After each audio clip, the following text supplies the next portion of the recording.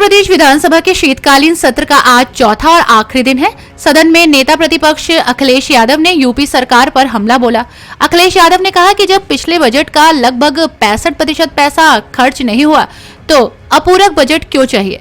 इसका जवाब देते हुए सीएम योगी आदित्यनाथ ने कहा कि साल 2017 से पहले प्रदेश में अपराधियों, भूमाफियाओं के हौसले बुलंद थे। उन सभी प्रशासन का समर्थन था।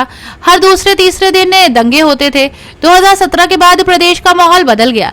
हमारी जीरो टॉलरेंस की नीति है। इसका परिणाम हम सभी के सामने है। आज एनसीआरबी की जो रिपोर्ट सामने आई है, प्रदेश के अंदर महिला संबंधित अपराधियों को सजा दिलाने में यूपी नंबर 1 है।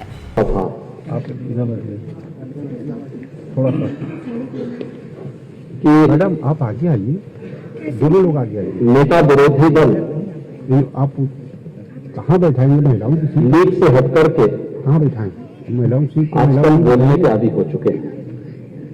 महिलाओं की सीट है और बीमारी केवल यही तो नहीं आई है, जो बीमारी बिहार में देखने को मिल रही है वही बीमारी यहाँ भी देखने को मिल रही है।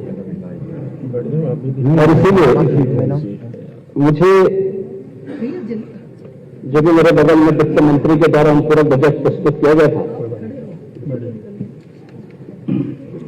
शेर शायरी के बड़े शौकीन हैं। नेता विरोधी दल के इन वक्तव्यों को सुनकर के मुझे एक शायर की बात याद आती है कि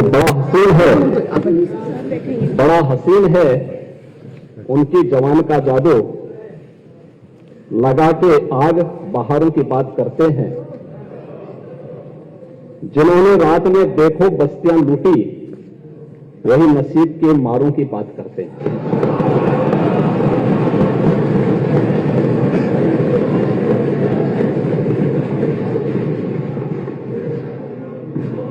गलत तो नहीं बोला ना?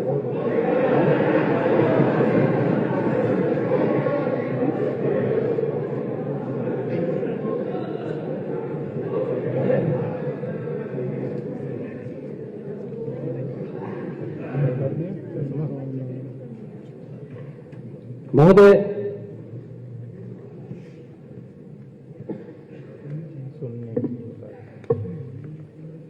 वैसे ये अच्छी शुरुआत है दो प्रकार से कि उत्तर प्रदेश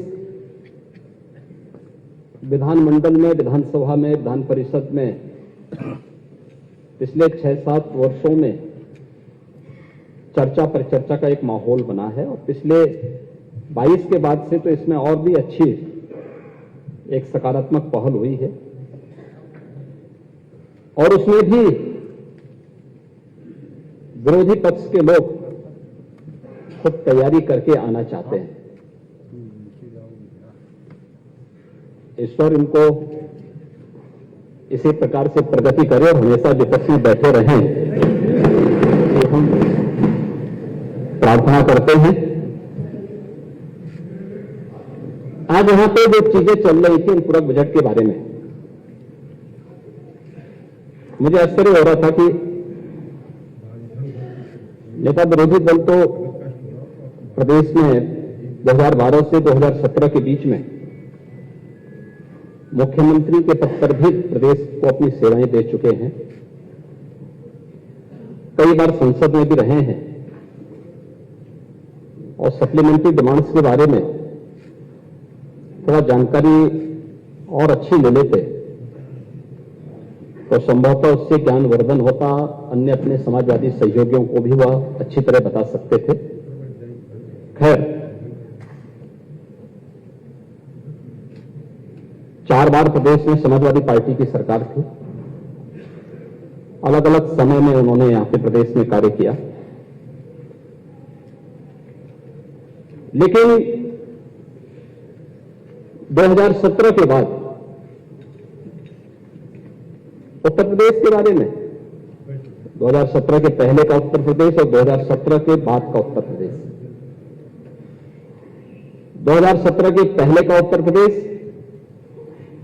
अपनी अराजकता, गुंडागर्दी, भ्रष्टाचार, अव्यवस्था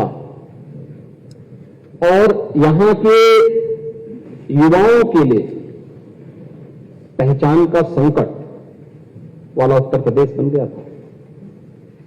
और महोदय 2017 के बाद का उत्तर प्रदेश डबल इंजन सरकार में आदरणीय प्रधानमंत्री जी के मार्गदर्शन में आज यही उत्तर प्रदेश है, देश की सबसे बड़ी आबादी का राज्य है। आज मैं इस बात को दावे के साथ कह सकता हूं, ये हमारे माननीय सदस्यगण भी देश के अंदर जाते होंगे, एक सामान्य नागरिक के रूप में, एक जनप्रतिनिधि के रूप में आज उत्तर प्रदेश के बारे में लोगों की धारणाएं बदली हैं और उत्तर प्रदेश को आज लोग सम्मान के दृष्टि से देखते हैं। तो बदले हुए प्रदेश का, ये नए उत्तर प्रदेश का, ये नए भारत का यह नया उत्तर प्रदेश है जिसके बारे में आज लोग एक नई धारणा बनाते हैं। उनका दृष्टिकोण बदला है, जैसे दुनिया का दृष्टिकोण भारत के प्रति बदला है, ऐसे ही देश और दुनिया की धारणा उत्तर प्रदेश के बारे में बदली है और हर व्यक्ति बहुत सम्मानजनक ढंग से देखता है। ये परसेप्शन ही उत्तर प्रदेश की सबसे बड़ी पहचान है। हाँ, $1 ट्रिलियन की इकोनॉमी बनने की दिशा में हमारी सरकार के द्वारा जो प्रयास प्रारंभ किए गए हैं, हम लोग आज भी अपनी उन बातों को लेकर के पूरी प्रतिबद्धता के साथ कार्य कर रहे हैं।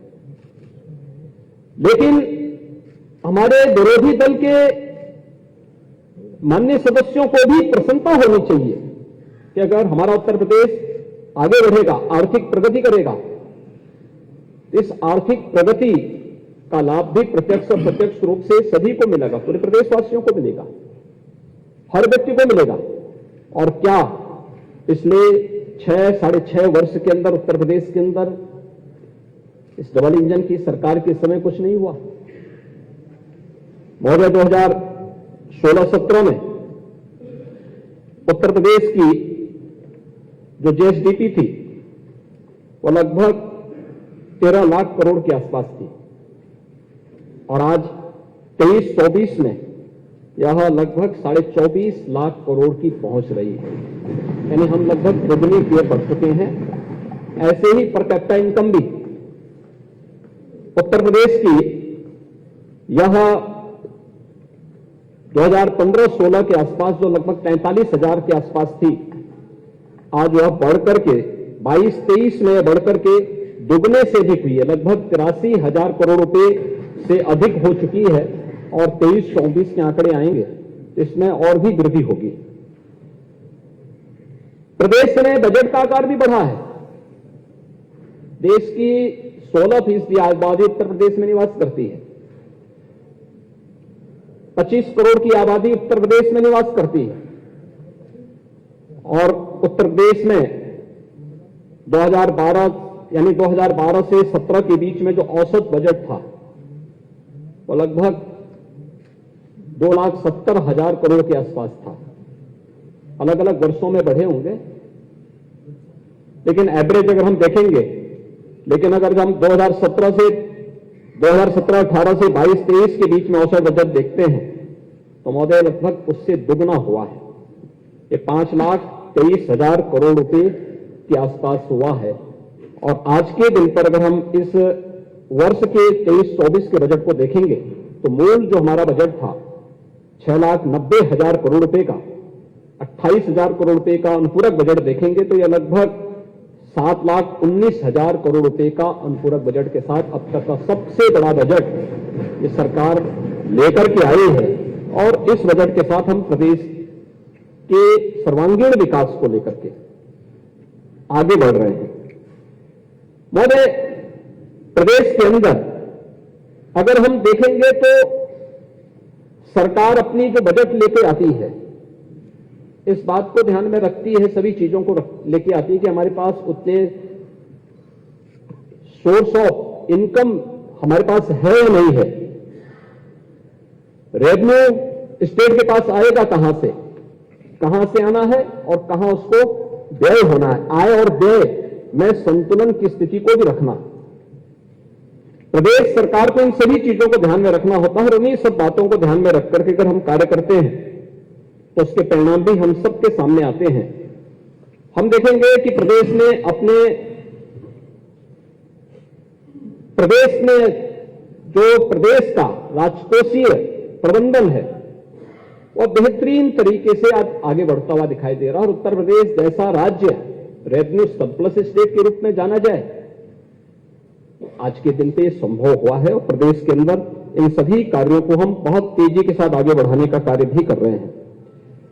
प्रदेश के अंदर अगर हम यहां पर विभिन्न कार्यों से देखेंगे, विभिन्न उनके साथ देखेंगे, तो हमने रेवेन्यू प्रदेश के अंदर अलग अलग उसमें प्रदेश के अंदर रेवेन्यू का जो राजस्व सरप्लस स्टेट के रूप में आज प्रदेश आया है, तो प्रदेश के अंदर अगर 16-17 में तो राज्य कर का जो राजस्व था वो 86,000 करोड़ रुपए था। आज यही बढ़कर के 23-24 में राज्य कर का जो राजस्व लक्ष्य है हमारा, यह लगभग आज के दिन पर प्रदेश के अंदर यह बढ़कर के हम लोग इसे लगभग 1.5 लाख करोड़ रुपए तक पहुंचाने में सफल हुए हैं। प्रदेश के अंदर स्टैंप एंड रजिस्ट्रेशन में जो लगभग 11,000 करोड़ रुपए 16-17 में प्राप्त हुआ था, आज वही बढ़कर के 23-24 में हम उसे 34,000 करोड़ रुपए तक पहुंचाने में सफल हुए हैं। वैट एंड टैक्स के आधार पर जो सेल टैक्स था 49,000 करोड़ रुपए का कुल रेवेन्यू प्रदेश को प्राप्त होता था, आज वही 1.5 लाख करोड़ रुपए पहुंच रहा है।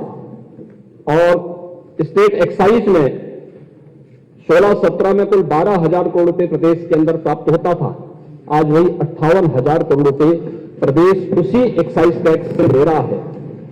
परिवहन में भी 16-17 में कुल 5,000 करोड़ रुपए का राजस्व प्राप्त होता था, 23-24 में वह अब बढ़कर के 12,600 करोड़ रुपए की राशि को भी प्रदेश उससे आगे बढ़ चुका है। महोदय, ये जो भी बातें प्रदेश के अंदर की गई है, हम बैंकिंग सेक्टर में भी देखेंगे। आज प्रदेश के बारे में नेता प्रतिपक्ष जो आंकड़े यहां प्रस्तुत कर रहे थे, वो वास्तविक आंकड़े नहीं थे। उन्होंने जो भी तथ्य यहां पे रखे थे, मुझे लगता है कि अच्छा होमवर्क नहीं हो पाया होगा उनका। वैसे भी उनके पास फुर्सत कहां है कि होमवर्क कर सकें और उनके बारे में देख सकें, लेकिन एक प्रयास उन्होंने किया। तथ्य और आंकड़े दोनों सही नहीं थे। महोदय, अगर बैंकिंग सेक्टर में जो कार्य यहां पे हुए हैं 22-23 में अगर हम देखेंगे तो प्रदेश में बैंकों के माध्यम से जो ऋण वितरित हुआ है 2,42,000 करोड़ रुपए का ऋण वितरित हुआ है। और 23-24 में, 22-23 में ही अगर हम देखेंगे तो प्रदेश के अंदर जो पहले की तुलना में जो बैंकों की शाखाएं खोलने की बात रही हो, आज मैं कह सकता हूं कि उत्तर प्रदेश के अंदर 5 किलोमीटर के दायरे में या तो बैंक की शाखा है या हर गांव में हम लोगों ने बैंकिंग कॉरेस्पॉन्डेंट सखी के माध्यम से बैंक की सेवाएं हर ग्राम पंचायत तक उपलब्ध करवाने का काम किया है। और इसका परिणाम है आज प्रदेश के अंदर कि प्रदेश के अंदर जब इस संबंध में उत्तर प्रदेश की बात आती है तो बैंक और वित्तीय संस्थाओं में फंड आकर्षित करने में देश के अंदर 16.2% निवेश में हिस्सेदारी के साथ उत्तर प्रदेश देश में शीर्ष स्थान पर रहता है। यह डाटा मेरे नहीं है, किसी मैगजीन के नहीं है। जब मैं मैगजीन की बात पे आऊंगा तो अंत में आऊंगा, लेकिन आरबीआई ने जो अपने बुलेटिन जारी किया है अगस्त 23 का, उसमें उत्तर प्रदेश को उन्होंने शीर्ष राज्यों की श्रेणी में रखा है, बॉटम में नहीं। आयकर रिटर्न की बात करते हैं महोदय, जून 14 में 1,65,000 आयकर रिटर्न उत्तर प्रदेश में भरे जाते थे। आज के दिन पर जून 23 में यह बढ़कर के 11,92,000 हुआ है। यह डाटा भी हमारे नहीं है, यह आईटीआर फाइल से जो आंकड़े आए हैं उसके अनुसार है। महोदय, प्रदेश के अंदर मैंने जीएसटी संग्रह के बारे में बताया कि आज हम 1.5 लाख करोड़ रुपए का जीएसटी संग्रह भी प्रदेश के अंदर कर रहे हैं। और साथ साथ मुख्यमंत्री व्यापारी दुर्घटना बीमा के अंतर्गत 1,069 व्यापारियों को आज इस योजना से लाभान्वित भी किया जा चुका है। और देश के अंदर उत्तर प्रदेश सबसे अधिक जीएसटी रजिस्ट्रेशन करने वाले राज्य के रूप में भी आज के दिन पर शीर्ष स्थान पर उत्तर प्रदेश है। महोदय, इसके अलावा प्रदेश ने और भी क्षेत्रों में अपनी प्रगति को तेजी के साथ आगे बढ़ाने का काम किया है, चाहे वह शीरा उत्पादन में देश का नंबर 1 राज्य है।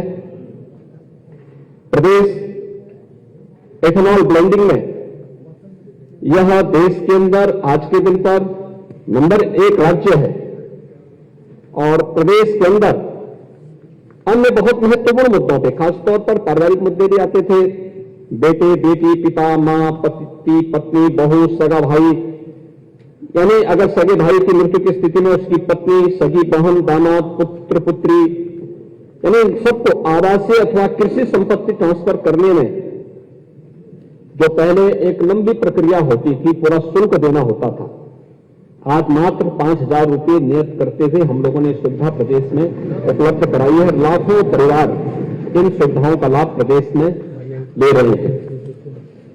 मध्य प्रदेश के अंदर जहां तक माननीय सदस्य, माननीय नेता प्रतिपक्ष के द्वारा जो बातें यहां पे कही गई है, मैं अक्सर इस बात को कहता हूं कि वे हर मुद्दे को बताने का प्रयास करते हैं कि तो समाजवादियों ने किया है। वैसे समाजवादियों के कारनामे तो लोग अब तक भूले नहीं हैं प्रदेश में, और मुझे लगता है कि हाँ, जब जाहिर है तो हर व्यक्ति जानता है। और कैसे कैसे ये लोग खेल खेलते थे उत्तर प्रदेश के अंदर, किस किस प्रकार के कारनामे होते थे। अक्सर होता है हमारे नेता विरोधी दल चुनाव के पूर्व उनको कोई इंटरव्यू देना होता तो एक सेंटर में आते हैं, जाने का प्रयास करते हैं। प्रदेश के अंदर सत्ता प्रायोजित डकैती के सबसे अच्छे उदाहरण हो सकते हैं, और किस रूप में हो सकते हैं, उनमें से एक सेंटर है जेपीएम आईसी। महोदय, इसका जो मूल जो डीपीआर है वह केवल 265 करोड़ रुपए का यह आंका गया था, और 265 करोड़ रुपए के डीपीआर के बाद इस पे 821 करोड़ खर्च हो गया, तब भी पूरा नहीं हो पाया। एक उदाहरण है, यह 6 साल से सरकार आई है, लेकिन 6 साल से पहले आप क्या कर रहे थे? 5 साल उससे पहले क्या कर रहे थे? गोमती रिवर फ्रंट, महोदय, Gomti river front, Gomti river front की स्थिति जो पीपीआर बना था 167 करोड़ का, बाद में फिर डीपीआर 346 करोड़ या समथिंग कुछ और इन्होंने आगे पीछे किया। फिर 2015 में इसको बढ़ाकर के लोग लेके गए 656 करोड़ का। फिर जून 17-16 में इसी योजना को, इसी डीपीआर की जो रिवाइज एस्टीमेट जो उन्होंने प्रस्तुत किया, कैबिनेट से पास किया, वो 1513 करोड़ का, और महोदय 1437 करोड़ खर्च करने के बाद भी कार्य अधूरा का अधूरा पड़ा रहा। इसमें हमें आश्चर्य होता है अनियमितता की सच की। इसमें पीएससी का गठन किया गया, सीबीआई और ईडी के द्वारा भी इसमें जांच की जा रही है, और जब इसमें हम लोग विभिन्न निष्कर्षों पर पहुंचे तो अनियमितताएं, जैसे डायफ्राम वाल कार्यों को बिना अनुमोदित ड्राइंग कराना, स्लज रिमूवल के में अनियमितता, 141 अनुबंधों में अनुबंधित धनराशि से अधिक का भुगतान किया जाना, विजन डॉक्यूमेंट के कार्य को बिना सक्षम स्तर से स्वीकृति के विस्तार कर भुगतान किया जाना, डायफ्राम वाल्व के प्लेटफॉर्म के काम को पूर्ण होने के बाद भी अतिरिक्त 4 फर्जी अनुबंध गठित किया जाना, इंटरसेप्टिंग ट्रंक ड्रेन में निर्धारित रेट से अधिक रेच में कार्य कराई जाना भी, ये सभी चीजें इसमें थी। यानी ये किस हद तक कार्य करते थे, कारनामे प्रदेश की जनता भूली नहीं है। और एक और कारनामा है, यद्यपि ये तो लंबी फेहरिस्त है और हर जिले में होगा। यहां पे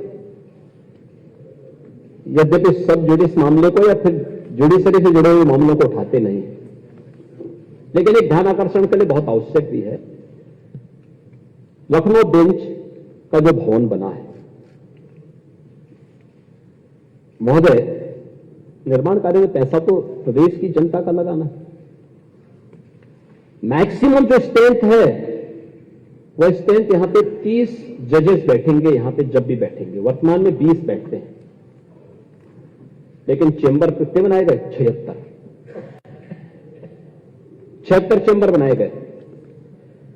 इसकी जो पीपीआर थी वह भी 346 करोड़ के आसपास की थी, और बाद में बढ़कर के इस पे पहले 771 करोड़ इसको किया गया, फिर 1561 करोड़ इस पर खर्च किए गए, और लाखों रुपया आज भी इस भवन के रख रखाव में खर्च होता है, केवल मेंटेनेंस पे खर्च होता है। अरे भाई साहब इधर से यानी 76 चेंबर बने हैं, जजेस बैठ रहे हैं मात्र 20, बाकी 56 खाली, और उनके मेंटेनेंस के नाम पे प्रदेश का पैसा किस तरीके से खर्च हो रहा है, ये कारनामे किसी और के नहीं, ये विदेश से डिग्री प्राप्त करने किए हुए हमारे नेता प्रतिपक्ष के ही समय के कारनामे हैं। और इसीलिए ये प्रदेश के बारे में जो इतनी गलत धारणा बनी थी, जो यहां का नौजवान अपनी पहचान को छुपाता था, इन्हीं कारणों से छुपाता था। महोदय, प्रदेश की कानून व्यवस्था के बारे में कह रहे थे, माननीय नेता प्रतिपक्ष कह रहे थे इसके बारे में भी, और कानून व्यवस्था की स्थिति किस रूप में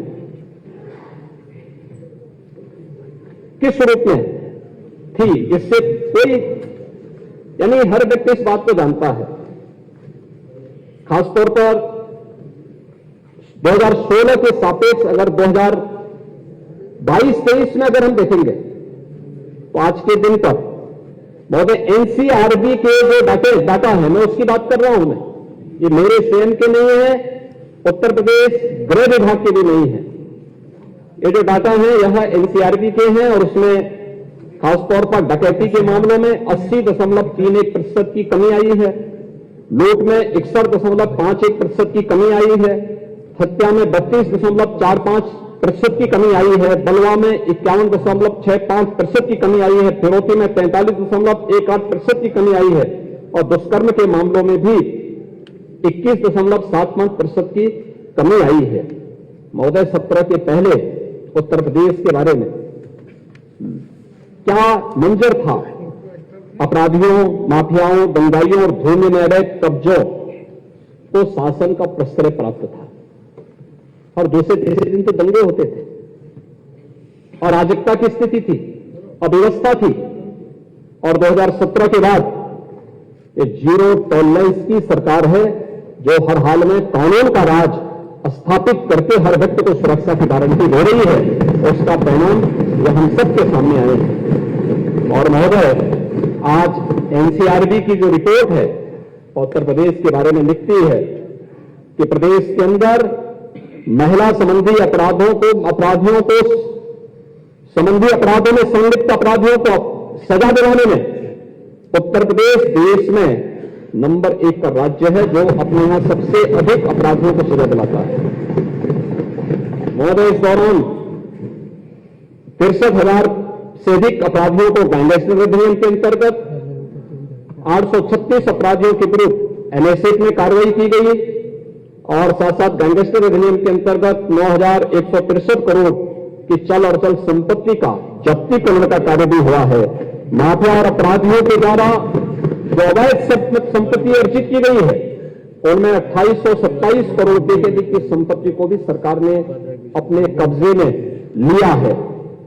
प्रदेश के अंदर 66 माफिया उनके गैंग्स के जो सदस्य हैं, कुल 1044 के विरुद्ध 590 अभियोग पंजीकृत भी किए गए और 506 की गिरफ्तारी भी की गई। इसमें उनके खिलाफ बहुत अन्य तमाम कार्रवाई भी की गई। और बाकी और व्यक्ति जानता ही है, उत्तर प्रदेश में तो बाकी अपराधी और माफियाओं के खिलाफ कैसे कार्रवाई होनी है, इसके बारे में बताने की आवश्यकता ही नहीं है। 2017 के बाद महिला और बाल सुरक्षा संगठन प्रभावी ढंग से कार्य करना प्रारंभ किया है। प्रत्येक जनपद में महिला थाना के अतिरिक्त एक अन्य थाने में महिला थानाध्यक्ष को नियुक्ति दी गई है। महिला और बाल संबंधी अपराध, इसके बारे में मैंने पहले आपको बताया है। महिलाओं के विरुद्ध अपराधों में 4,579 अभियुक्तों में से 487 अभियुक्तों में को आजीवन कारावास, 1016 को 10 वर्ष और 10 वर्ष से अधिक का कारावास और 3076 अभियुक्तों को 10 वर्ष से कम का कारावास की सजा भी प्रदेश के अंदर हुई है। प्रदेश सरकार की जो पहल है प्रोसिक्यूशन और प्रदेश में समयबद्ध तरीके से कार्रवाई को आगे बढ़ाने का परिणाम है।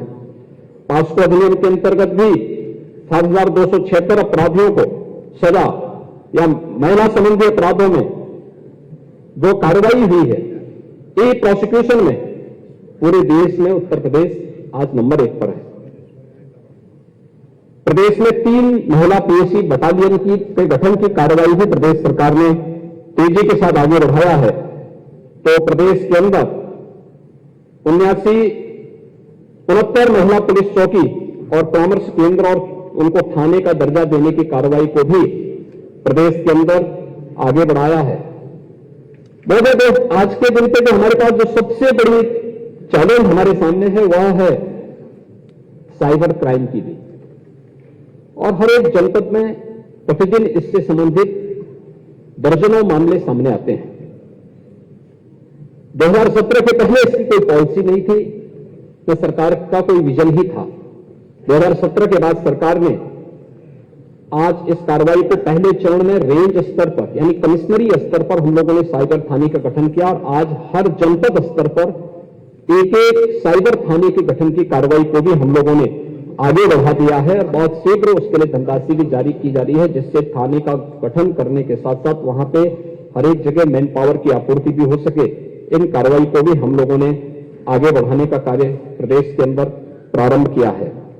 1531 थानों में महिला संबंधी सुरक्षा के लिए साइबर हेल्प, यहां पे साइबर थानों से संबंधित साइबर हेल्प डेस्क की स्थापना की जा चुकी है, हेल्पलाइन भी जारी की जा चुकी है और प्रदेश के अंदर साइबर क्राइम मुख्यालय लखनऊ में एडवांस साइबर फॉरेंसिक लैब 18 जो हमारे रेंज हैं, इन 18 रेंज में भी बेसिक साइबर फॉरेंसिक लैब तथा 57 जनपदों में साइबर जो क्राइम थाने हैं, इनकी भी स्थापना की कार्रवाई को हम लोगों ने प्रदेश के अंदर अब तक गठन की प्रक्रिया को आगे किया है। और पहली बार Uttar Pradesh forensic science institute के गठन की कार्रवाई को भी आगे बढ़ा करके मुझे बताते हुए प्रसन्नता है कि वर्तमान सत्र में हम लोगों ने उसमें प्रवेश की प्रक्रिया को भी आगे बढ़ाया है और बीएससी और एमएससी का डिप्लोमा की कुछ पाठ्यक्रम भी हम उसमें बीटेक, एमटेक और एलएलएम के इंटीग्रेटेड कोर्सेज को भी हम उसमें संचालित करने की कार्रवाई को तेजी के साथ आगे बढ़ा चुके हैं। महोदय, प्रदेश के अंदर 2017 के पहले भर्ती की जो बात थी और सदन में नेता कांग्रेस ने भी अपने भाषण के दौरान चर्चा की थी कि आखिर हमने कितनी नौकरियां दी हैं।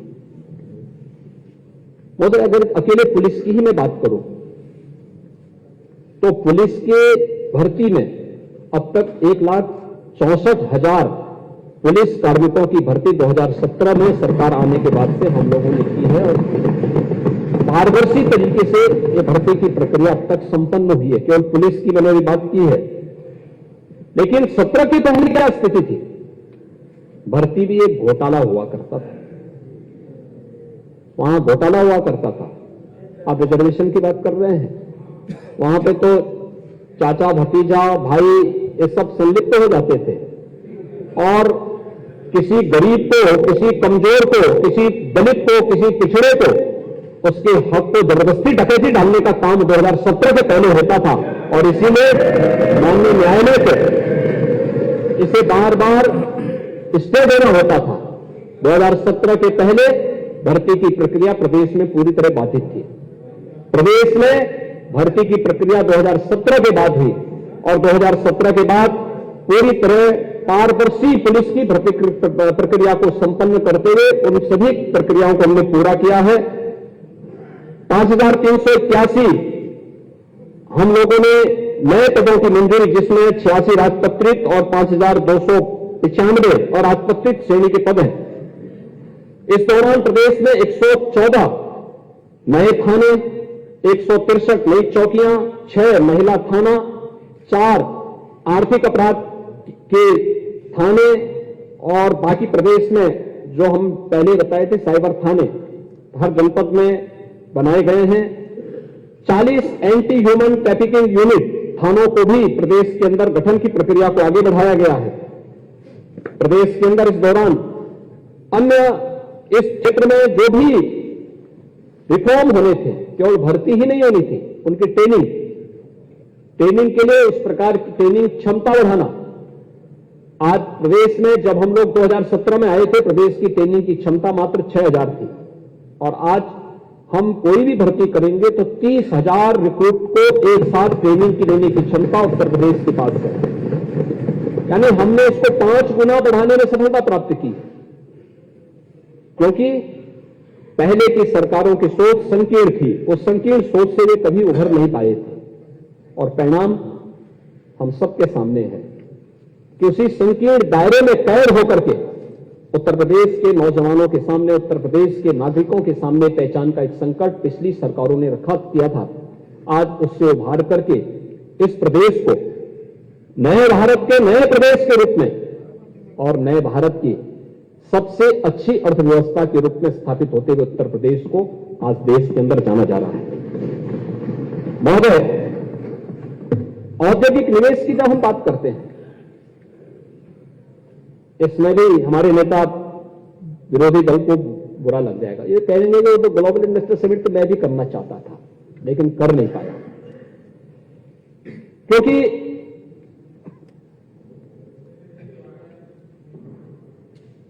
काका हाथरस सिंह ने इनके बारे में बहुत अच्छी बात कही थी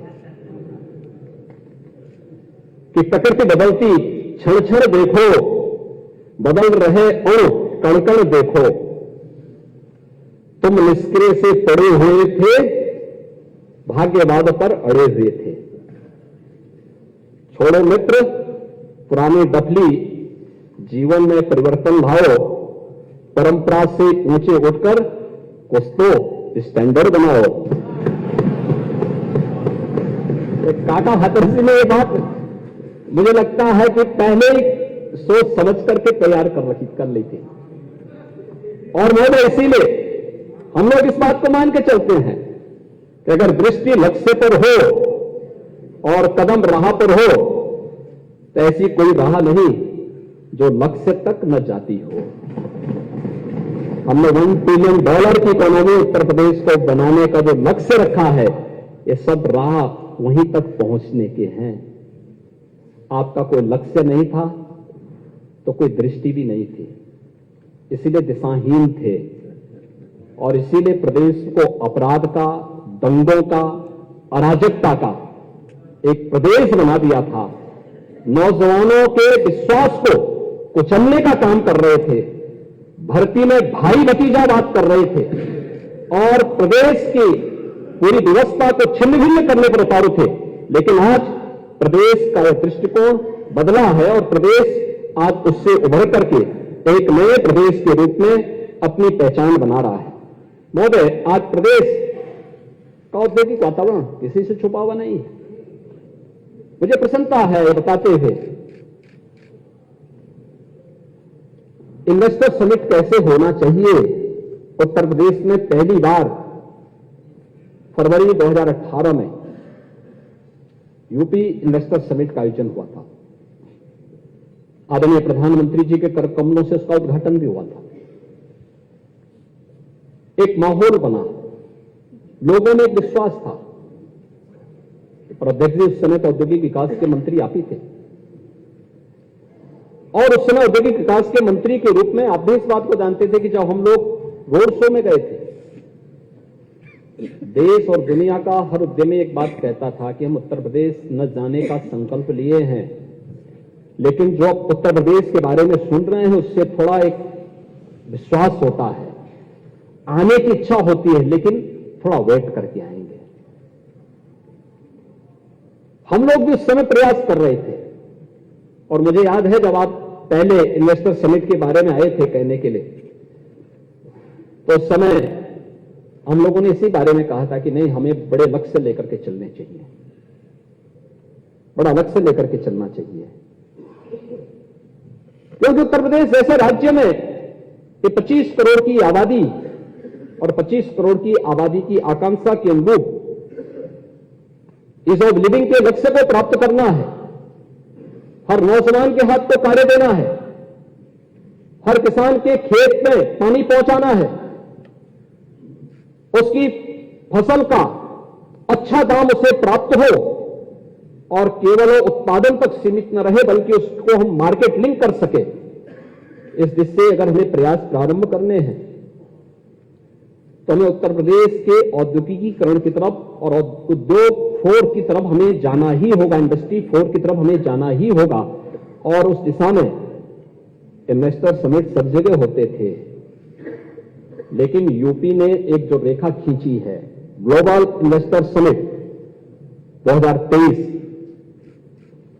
अब तक महोदय मुझे बताते हुए प्रसन्नता है, उत्तर प्रदेश को 40 लाख करोड़ रुपए के निवेश के प्रस्ताव प्राप्त हो चुके हैं। आप मुझे एक बात बताइए, क्या ये प्रस्ताव समाजवादी पार्टी की सरकार थी, क्या तब भी कोई यहां आना चाहता था क्या?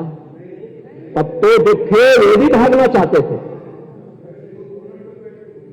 जो थे वे भी भागना चाहते थे, लेकिन आज देश और दुनिया का हर उद्यमी उत्तर प्रदेश में आ रहा है, आना चाहता है, निवेश करना चाहता है। और महोदय, 40 लाख करोड़ रुपए के निवेश के प्रस्ताव उत्तर प्रदेश को प्राप्त हुए हैं। ये 40 लाख करोड़ रुपए के निवेश के प्रस्ताव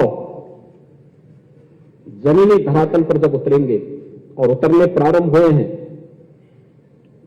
तो महोदय 1 करोड़ 10 लाख नौजवानों को सीधे सीधे नौकरी मिलेगी उत्तर प्रदेश के अंदर। हमारे उत्तर प्रदेश के नौजवान को अपनी नौकरी और रोजगार के लिए उन्हें कहीं और जगह नहीं जाना पड़ेगा, बल्कि दुनिया नौकरी ढूंढने के लिए उत्तर प्रदेश में आएगी। और उत्तर प्रदेश के अंदर वह स्थिति आज हम लोगों ने प्रदेश के अंदर तय किया है। महोदय, 2017 के पहले एक्सप्रेस हाईवे और हाईवे सड़कों की क्या स्थिति थी, ये किसी से छुपा हुआ नहीं है। लोग तो क्या कहते थे, जहां से अंधेरा प्रारंभ हो समझ लो उत्तर प्रदेश की सीमा प्रारंभ हो गई साइकिल, जहां से गड्ढे प्रारंभ हो जाएं समझ लो उत्तर प्रदेश प्रारंभ हो गया है। आज आप देखिए ना, उत्तर प्रदेश में कहीं भी नेता प्रतिपक्ष भी सड़क मार्ग से यात्रा करते हैं बहुत बार। आज उनको भी लगता होगा कि नए भारत के नए उत्तर प्रदेश में जब सड़कों पर चलते होंगे तो उनको भी अच्छा लगता होगा। और खैर, शिवपाल जी तो सड़क मार्ग से ही चलते हैं और धन्यवाद देते हैं, कभी कभी बोलते हैं कि बहुत अच्छी सड़क हो गई है, अच्छी सड़क हो गई है। वो कहते हैं कि मुझे सपोर्ट, कहते हैं बेचारे कि मुझे सपोर्ट नहीं किया गया, नहीं तो मैं भी ऐसे चाहता था लेकिन मुझे सपोर्ट नहीं किया। मैंने कहा कि जब बचपन में ही गलत राह दिखाने का काम आपने किया है तो भाई आप लगाएंगे डबल का पेड़, काम कहां से आएगा? तो मैं अक्सर उनको कहता हूं इस बारे में। लेकिन महोदय, आज मुझे बताते हैं प्रसन्नता है, एक्सप्रेस हाईवे, मुझे आश्चर्य होता है सप्लीमेंट्री डिमांड्स को ठीक ढंग से संभवतः नेता प्रतिपक्ष ने पढ़ा नहीं है, और अगर पढ़ा होता तो संभवतः इतनी हल्की बातें यहां पे नहीं करते। हमने सप्लीमेंट्री डिमांड्स में जो मांग, नई मांग की है, वह सप्लीमेंट्री डिमांड्स में परंपरागत बजट के लिए पैसे की मांग नहीं होती है, नई मांग के लिए पैसे की मांग होती है। और इसमें गंगा एक्सप्रेस वे के लिए पैसा आया, मांगा है, और वह भी टेंडर के दौरान जीएसटी 12% थी, इसका रेट बढ़कर के 18% हुआ है। उसके लिए एक पैसा मांगा गया है। 500 करोड़ रुपए से अधिक की राशि है। पूर्वांचल एक्सप्रेसवे के लिए कोई पैसा नहीं मांगा गया है, बुंदेलखंड एक्सप्रेसवे के लिए कोई पैसा नहीं मांगा गया है, गोरखपुर लिंक एक्सप्रेसवे के लिए कोई पैसा नहीं मांगा गया है, बलिया लिंक एक्सप्रेसवे के लिए कोई पैसा नहीं मांगा गया है, और लखनऊ कानपुर या किसी भी अन्य एक्सप्रेसवे के लिए पैसा नहीं मांगा गया है। यह गंगा एक्सप्रेसवे का पैसा है। मुझे लगता है ये जानकारी उनके संज्ञान में होनी चाहिए। और दूसरा, उनके संज्ञान में ये बात भी होनी चाहिए कि जो गोरखपुर लिंक एक्सप्रेसवे की बात कर रहे थे, 6000 करोड़ रुपए का बन रहा है। मुझे लगता है कि उनको तथ्यों की जानकारी होनी चाहिए। 6000 करोड़ का नहीं है, बल्कि कुल 3500 करोड़ रुपए का है। और इसमें भी अगर हम देखेंगे तो ये पूरा एक्सप्रेसवे उन क्षेत्रों से होकर जा रहा जो लो लैंड का एरिया था। दूसरा, उससे दूसरा अच्छा मार्ग वह संत कबीर नगर को भी जोड़ रहा है, अंबेडकर नगर को भी उसके साथ जोड़ता है। मुझे लगता है कि थोड़ी भौगोलिक जानकारी भी लेनी चाहिए। भौगोलिक जानकारी का ज्यादा ज्ञान ले लेंगे तो मुझे लगता है कि इस प्रकार की हल्की बातों को यहां बोलने से उनको भी थोड़ा परहेज होगा। महोदय, इसके साथ ही प्रदेश के अंदर आज एक्सप्रेसवे के रूप में उत्तर प्रदेश की पहचान बन गई है। पूर्वांचल एक्सप्रेसवे भी है, बुंदेलखंड क्षेत्र भी हमारा एक्सप्रेसवे के साथ जुड़ चुका है।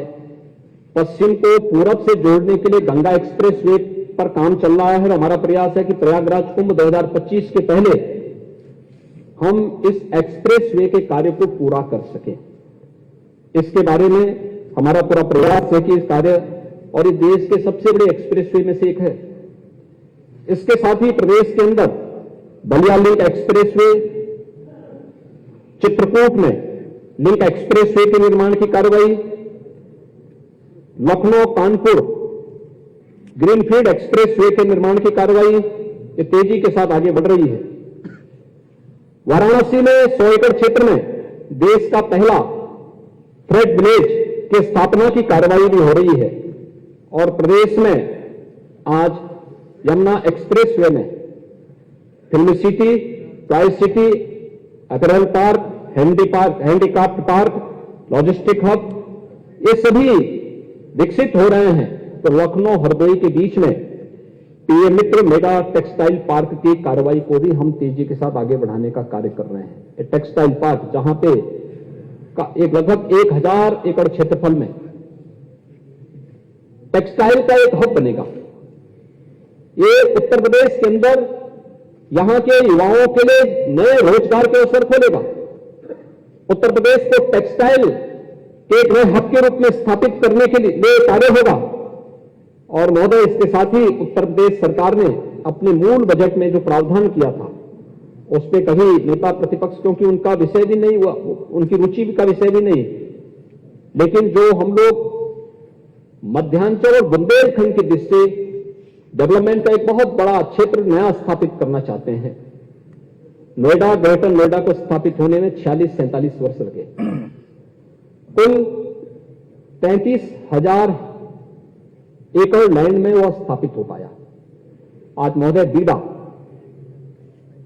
झांसी, बुंदेलखंड औद्योगिक क्षेत्र के निर्माण की कार्रवाई को सरकार ने आगे बढ़ाया है और ये पहले ही चरण में 35,000 एकड़ क्षेत्रफल में बसने जा रहा है।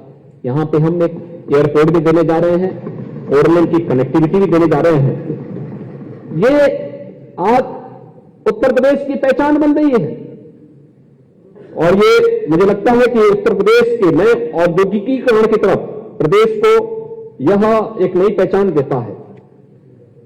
मुझे आज प्रदेश में इंटरनेशनल ट्रेड शो हो रहे हैं। अभी सितंबर माह में ग्रेटर नोएडा में इंटरनेशनल ट्रेड शो का आयोजन हुआ था। एमएसएमई प्रदेश की जो पहचान थी, प्रदेश जिस क्षेत्र में तेजी के साथ आगे बढ़ सकता है, जो प्रदेश की पोटेंशियल थी, आज उस ट्रेड शो का आयोजन होता है। 70,000 बायर्स उस पूरे कार्यक्रम में भागीदार बने थे। 4 लाख लोगों ने उस पूरे कार्यक्रम में सहभागिता सुनिश्चित की थी। आज ये उत्तर प्रदेश को एक नई पहचान दिला रहा है। प्रदेश में एमएसएमई की हमारी नई पॉलिसी आ चुकी है। और विश्वकर्मा श्रम सम्मान जैसी योजनाओं को आज राष्ट्रीय स्तर पर सम्मान मिल रहा है।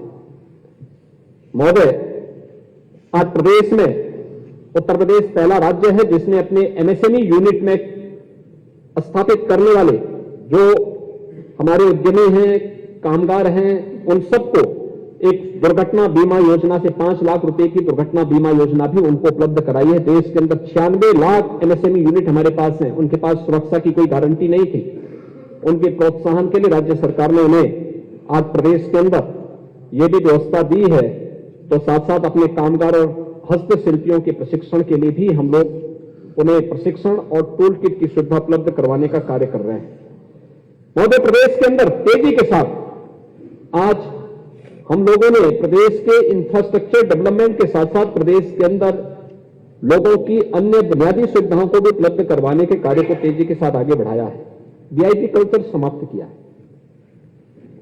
कुछ वीआईपी कल्चर समाप्त करने की पीड़ा भी नेता प्रतिपक्ष की होगी, क्योंकि वे लोग उसके आदी रहे हैं। स्वाभाविक रूप से कभी गरीब की पीड़ा देखी नहीं, तो इसलिए उनको इसकी कोई चिंता नहीं, और इसीलिए 2017 के पहले प्रदेश के अंदर बिजली की स्थिति क्या थी ये तो किसी से छुपी हुई नहीं है। वे कितने बड़े बड़े दावे करें, अगर उनके समय में जो पीटीए हुए थे उनकी चर्चा हम करना प्रारंभ कर देंगे, बहुत सारे लोग मुंह दिखाने लायक स्थिति में नहीं होंगे।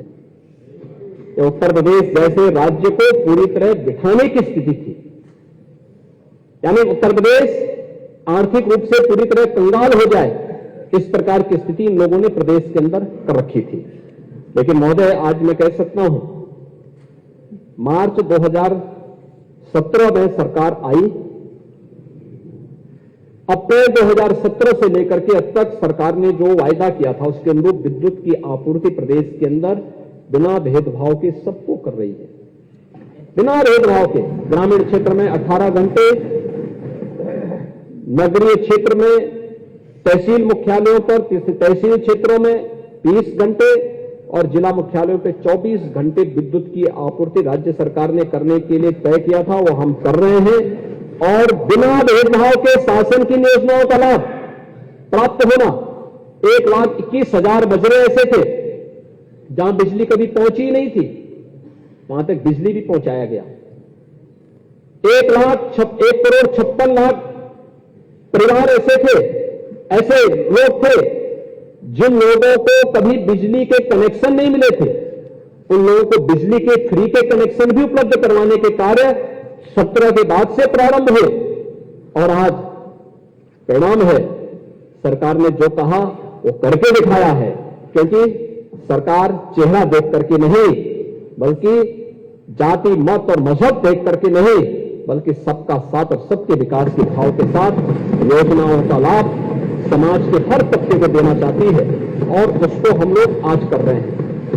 वो आज प्रदेश के अंदर पीक आवर में तुलना करिए, 17 के पहले क्या स्थिति थी। पीक आवर में वहां उस समय बिजली की जो आपूर्ति होती थी, उस समय प्रदेश के अंदर जो भी स्थिति उस समय थी, बामुश्किल यह 16-17 हजार मेगावाट तक जाती थी। आज महोदय पीक आवर में उत्तर प्रदेश के अंदर जो पावर सप्लाई हो रही है वह 30,462 मेगावाट की हो रही है। यानी उत्तर प्रदेश आज विद्युत आपूर्ति करने में, आप नए सब स्टेशन की बात कर रहे थे, 33/11 के 749 नए सब स्टेशन की स्थापना भी इस दौरान हुई है। और प्रदेश के अंदर इसके अलावा जो सब स्टेशन स्थापित होने थे, इसमें भी 1528 की स्थापना प्रदेश के अंदर की गई। अयोध्या को हम सोलर सिटी के रूप में विकसित भी करने जा रहे हैं। और साथ साथ प्रदेश के अंदर जो निजी नलकूप के हमारे किसान हैं, ऐसे उन सभी किसानों को विद्युत बिल में हम छूट देने की कार्रवाई को तेजी के साथ आगे बढ़ा चुके हैं। बहुत शीघ्र इस कार्यक्रम को हम लोग लागू करने जा रहे हैं, जो प्रदेश के निजी किसानों को इसका लाभ प्रदेश के अंदर प्राप्त होगा। महोदय, प्रदेश के अंदर आज हर एक सेक्टर में प्रदेश ने आज काफी प्रगति की है। खासतौर पर अगर हम लोग देखेंगे तो रूफटॉप सोलर पावर प्लांट में भी प्रदेश ने नई क्षमता के साथ इस पर निजी निवेश के साथ कार्य प्रारंभ किया है। और भी अन्य क्षेत्रों में प्रदेश ने आईटी और इलेक्ट्रॉनिक्स सेक्टर में भी अगर हम देखेंगे तो ग्रेटर नोएडा में पहला हाइपर स्केल डाटा सेंटर की स्थापना का कार्य संपन्न हो चुका है।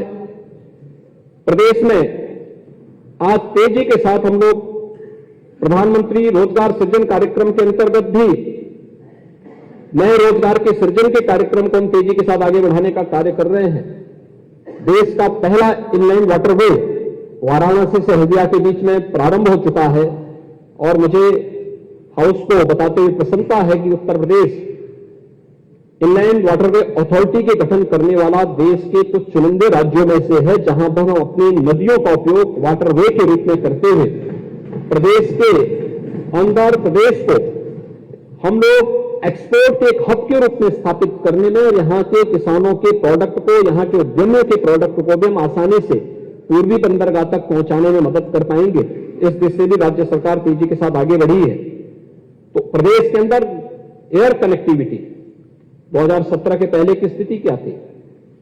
2017 के पहले केवल 2 एयरपोर्ट पूरी तरह क्रियाशील थे, एक राजधानी लखनऊ का और एक वाराणसी का। दोनों इंटरनेशनल एयरपोर्ट थे। आज तो मुझे बताते हुए प्रसन्नता है 9 एयरपोर्ट प्रदेश के अंदर वर्तमान में क्रियाशील हैं। 12 एयरपोर्ट पर हम कार्य कर रहे हैं। कुशीनगर एक नए इंटरनेशनल एयरपोर्ट के रूप में काम करना प्रारंभ कर दिया है। अयोध्या में एयरपोर्ट बनकर के तैयार है। कल केंद्रीय नागरिक उड्डयन मंत्री के साथ में मेरा विजिट स्वयं अयोध्या में इस एयरपोर्ट के इंस्पेक्शन का है। फाइनल इंस्पेक्शन करने के बाद फिर वहां पे वायु सेवा हम अयोध्या के लिए प्रारंभ करने जा रहे हैं। जेवर में भी इंटरनेशनल एयरपोर्ट तेजी के साथ बन रहा है और हमारा प्रयास है कि फरवरी 2024 में पहला रनवे हम वहां पर उड़ान के लिए तैयार कर सकेंगे। यह प्रदेश के अंदर नए भारत के नए उत्तर प्रदेश में हम सब देख सकते हैं। महोदय, प्रदेश ने आज जो लक्ष्य प्राप्त किए हैं वो किसी से छुपे हुए नहीं है। बहुत तेजी के साथ इन कार्यक्रमों को हम आगे बढ़ाने का कार्य कर रहे हैं और मुझे लगता है कि अगर थोड़ा भी यहां पर माननीय नेता प्रतिपक्ष ने थोड़ी भी इन चीजों के बारे में जानने का प्रयास किया होता तो एक बार, क्योंकि इन सभी अड्डों का उपयोग कभी कभी वे भी करते हैं और करते हैं तो उसके बाद उनको इसके लिए कम से कम थैंक्स तो करना चाहिए, लेकिन थैंक्स न करके केवल हर एक कार्य में झूठे आंकड़े प्रस्तुत, सदन के सामने असत्य आंकड़े प्रस्तुत करने का कार्य कर रहे हैं। ये बड़ी अफसोसजनक स्थिति है। महोदय, हम प्रदेश के अंदर शिक्षा या खेल के सेक्टर को ही देखेंगे। अभी एशियन गेम्स हुए थे। एशियन गेम्स में भारत के जो खिलाड़ियों ने जो मेडल प्राप्त किए हैं, 107 मेडल प्राप्त किए हैं एशियन गेम्स में और पैरा एशियन में 111 मेडल प्राप्त किए हैं। और मुझे बताते हुए प्रसन्नता है, देश की 16% आबादी प्रदेश में रहती है और 25% मेडल उत्तर प्रदेश के खिलाड़ियों ने जीते, देश के लिए जीते। रिजल्ट क्या है आपका? एक औपचारिकता निर्वहन के लिए नहीं, हम रिजल्ट पे फोकस करते हुए कार्य कर रहे हैं। 2017 के पहले के बेसिक शिक्षा परिषद के स्कूलों की स्थिति, उनमें शिक्षकों की स्थिति, उनके इंफ्रास्ट्रक्चर की स्थिति, 2017 के बाद बेसिक हो, माध्यमिक हो, उच्च हो, तकनीकी शिक्षा हो, व्यावसायिक शिक्षा हो या फिर मेडिकल एजुकेशन हो, चिकित्सा शिक्षा हो, किसी भी सेक्टर में अगर आप देखेंगे 2017 के पहले 2017 के बाद बहुत अंतर स्पष्ट दिखेगा। 2017 के पहले जैसी सरकार थी वैसे ही संस्थाएं भी थी। जैसे दिशाहीन सरकार थी, दिशाहीन संस्थाएं इसी प्रकार से चल रही थी। लेकिन 2017 के बाद जो परिवर्तन देखने को मिला है, आज जाइए ना, हमें प्रसन्नता होती है जब हमारा माननीय विधायक जाता है बेसिक शिक्षा परिषद के स्कूल में जाकर के देखता है, उसका रंग रोगन देखता है, बालक बालिकाओं के लिए टॉयलेट देखता है, पेयजल की व्यवस्था देखता है, वहां फ्लोरिंग देखता है, स्मार्ट क्लास देखता है, फर्नीचर देखता है। नंगे पैर प्रदेश के बच्चे नहीं जाएंगे। 1,91,00,000 जो बच्चे हैं, आखिर वह किसी गरीब, किसी दलित और किसी पिछड़े और किसी गरीब परिवार के ही बच्चे होंगे। क्या है, 2017 के पहले क्यों नहीं उनको जूते मोजे मिल पाए थे? क्यों नहीं मिल पाए थे? क्यों नहीं तब अच्छी यूनिफॉर्म मिल पाई थी? और इस सर्दी के समय ठिठुरते थे जाड़े से बच्चे, क्यों नहीं स्वेटर के पैसे तब उनको मिलते थे? लेकिन ये सब कभी भी उनके प्रति संवेदनशील नहीं थे। ये तो मुद्दा है इनका। जब सारे हथियार फेल हो जाते हैं तो एक ही ब्रह्मास्त्र होता है इनके पास, जाति। एक ही ब्रह्मास्त्र होता है, जाति, जाति। और जब जाति की बात आती है तो उसके बाद वह आकर के घूम फिर करके परिवार पे आ जाता है, फिर परिवार से उभर नहीं पाएंगे। लेकिन महोदय, ये कभी भी इसके बारे में तब नहीं सोचे थे। नकल विहीन परीक्षा हो, इसके लिए अच्छे शिक्षक तैनात हो, ये उनकी चिंता का विषय नहीं था। जो हमारी कमिश्नरी है, कमिश्नरी स्तर पर विश्वविद्यालयों की स्थापना हो, इनका एक मंत्री विश्वविद्यालय स्थापित कर रहा था, उनके लिए इन्होंने मानक तय किए 10 एकड़, और वहीं पे एक और सज्जन विश्वविद्यालय स्थापित करते थे, उनको कहा नहीं 100 एकड़ भूमि लाओ तब तुम्हें विश्वविद्यालय की मान्यता देंगे। ये कौन से मानक है दीजिए? ये सरकार चल रही है, जबरदस्ती वाली सौदेबाजी कर रहे हैं आप। सरकार भेदभाव नहीं कर सकती। एक मानक तय करिए, एक पॉलिसी बनाइए, उस पॉलिसी के दायरे में लेकर के आप कार्य करेंगे, लोगों को संतुष्ट होगी। उस मानक को जो पूरा करेगा हम उसको मान्यता देंगे, नहीं पूरा करेगा, जहां पे कोई नहीं आ रहा है वहां सरकार जाएगी। हमें एक स्वस्थ प्रतिस्पर्धा को आगे बढ़ाना है। और मुझे प्रसन्नता है कि हमारी सरकार ने अलीगढ़ में राजा महेंद्र प्रताप सिंह जी के नाम पर विश्वविद्यालय की स्थापना की कार्रवाई को आगे बढ़ाया है। सहारनपुर में मां शाकंभरी के नाम पर विश्वविद्यालय की कार्रवाई को तेजी के साथ आगे बढ़ाया है। नए उनके सत्र प्रारंभ हो चुके हैं। और महाराज सुहेलदेव के नाम पर भी हमारा एक विश्वविद्यालय आजमगढ़ में बन रहा है। सत्र प्रारंभ हो चुका है, विश्वविद्यालय के निर्माण का कार्य तेजी के साथ आगे बढ़ रहा है।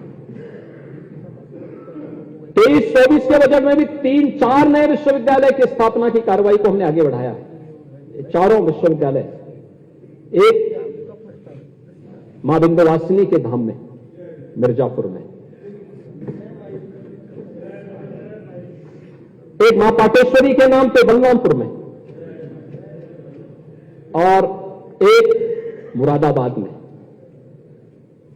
ये तीनों अनसैचुरेटेड कमिश्नरी थी, लेकिन कृषि बाहुल्य क्षेत्र और गन्ना की दृष्टि से, अन्य कृषि उत्पादन की दृष्टि से अगर हम देखेंगे तो कुशीनगर में भगवान बुद्ध के नाम पर भी एक नए कृषि विश्वविद्यालय की स्थापना के कार्यक्रम को सरकार ने आगे बढ़ाया। ये सरकार के विजन का और सरकार के कार्यक्रमों को आगे बढ़ाता है। आखिर स्पोर्ट्स यूनिवर्सिटी पहले भी तो बननी चाहिए थी प्रदेश में। मेजर ध्यानचंद के नाम पे मेरठ में आज स्पोर्ट्स यूनिवर्सिटी का भी निर्माण हो रहा है। प्रदेश में फार्मा पार्क की स्थापना हो, ललितपुर में हम कार्रवाई कर रहे हैं। मेडिकल डिवाइस पार्क हो, यमुना अथॉरिटी में इसका भी निर्माण का कार्य युद्ध स्तर पर आगे बढ़ रहा है। मुझे लगता है कि थोड़ा नेता विरोधी दल को इन सब में रुचि कम होती है, क्योंकि समय नहीं निकल पाता है। महोदय, मैं अपील करूंगा आप सबसे और सभी माननीय सदस्यों से, राज्य सरकार और श्रम विभाग के बीओसी बोर्ड ने आदरणीय प्रधानमंत्री जी के मार्गदर्शन में हम लोगों ने श्रमिकों के बच्चों के लिए बड़ी बड़ी बीगे हाँक रहे थे हमारे नेता प्रतिपक्ष, बड़ी बड़ी बातें कर रहे थे।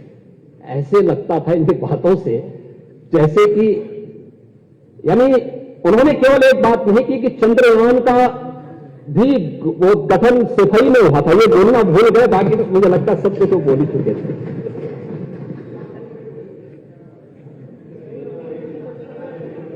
अटल आवासीय विद्यालय, और मैं सबसे अनुरोध करूंगा एक बार विजिट जरूर करिए। आदरणीय प्रधानमंत्री जी ने वाराणसी में उन बच्चों के साथ संवाद किया था, अच्छा होगा आप भी जाइए। इसमें बीओसी बोर्ड से रजिस्टर्ड श्रमिकों के बच्चे भी हैं। कोरोना कालखंड में जो लोग अनाथ हुए थे, जो बच्चे अपने अभिभावक को खोए थे, वे बच्चे भी हैं। उन्हें सरकार मुख्यमंत्री बाल सेवा योजना के साथ भी जुड़ी हुई है।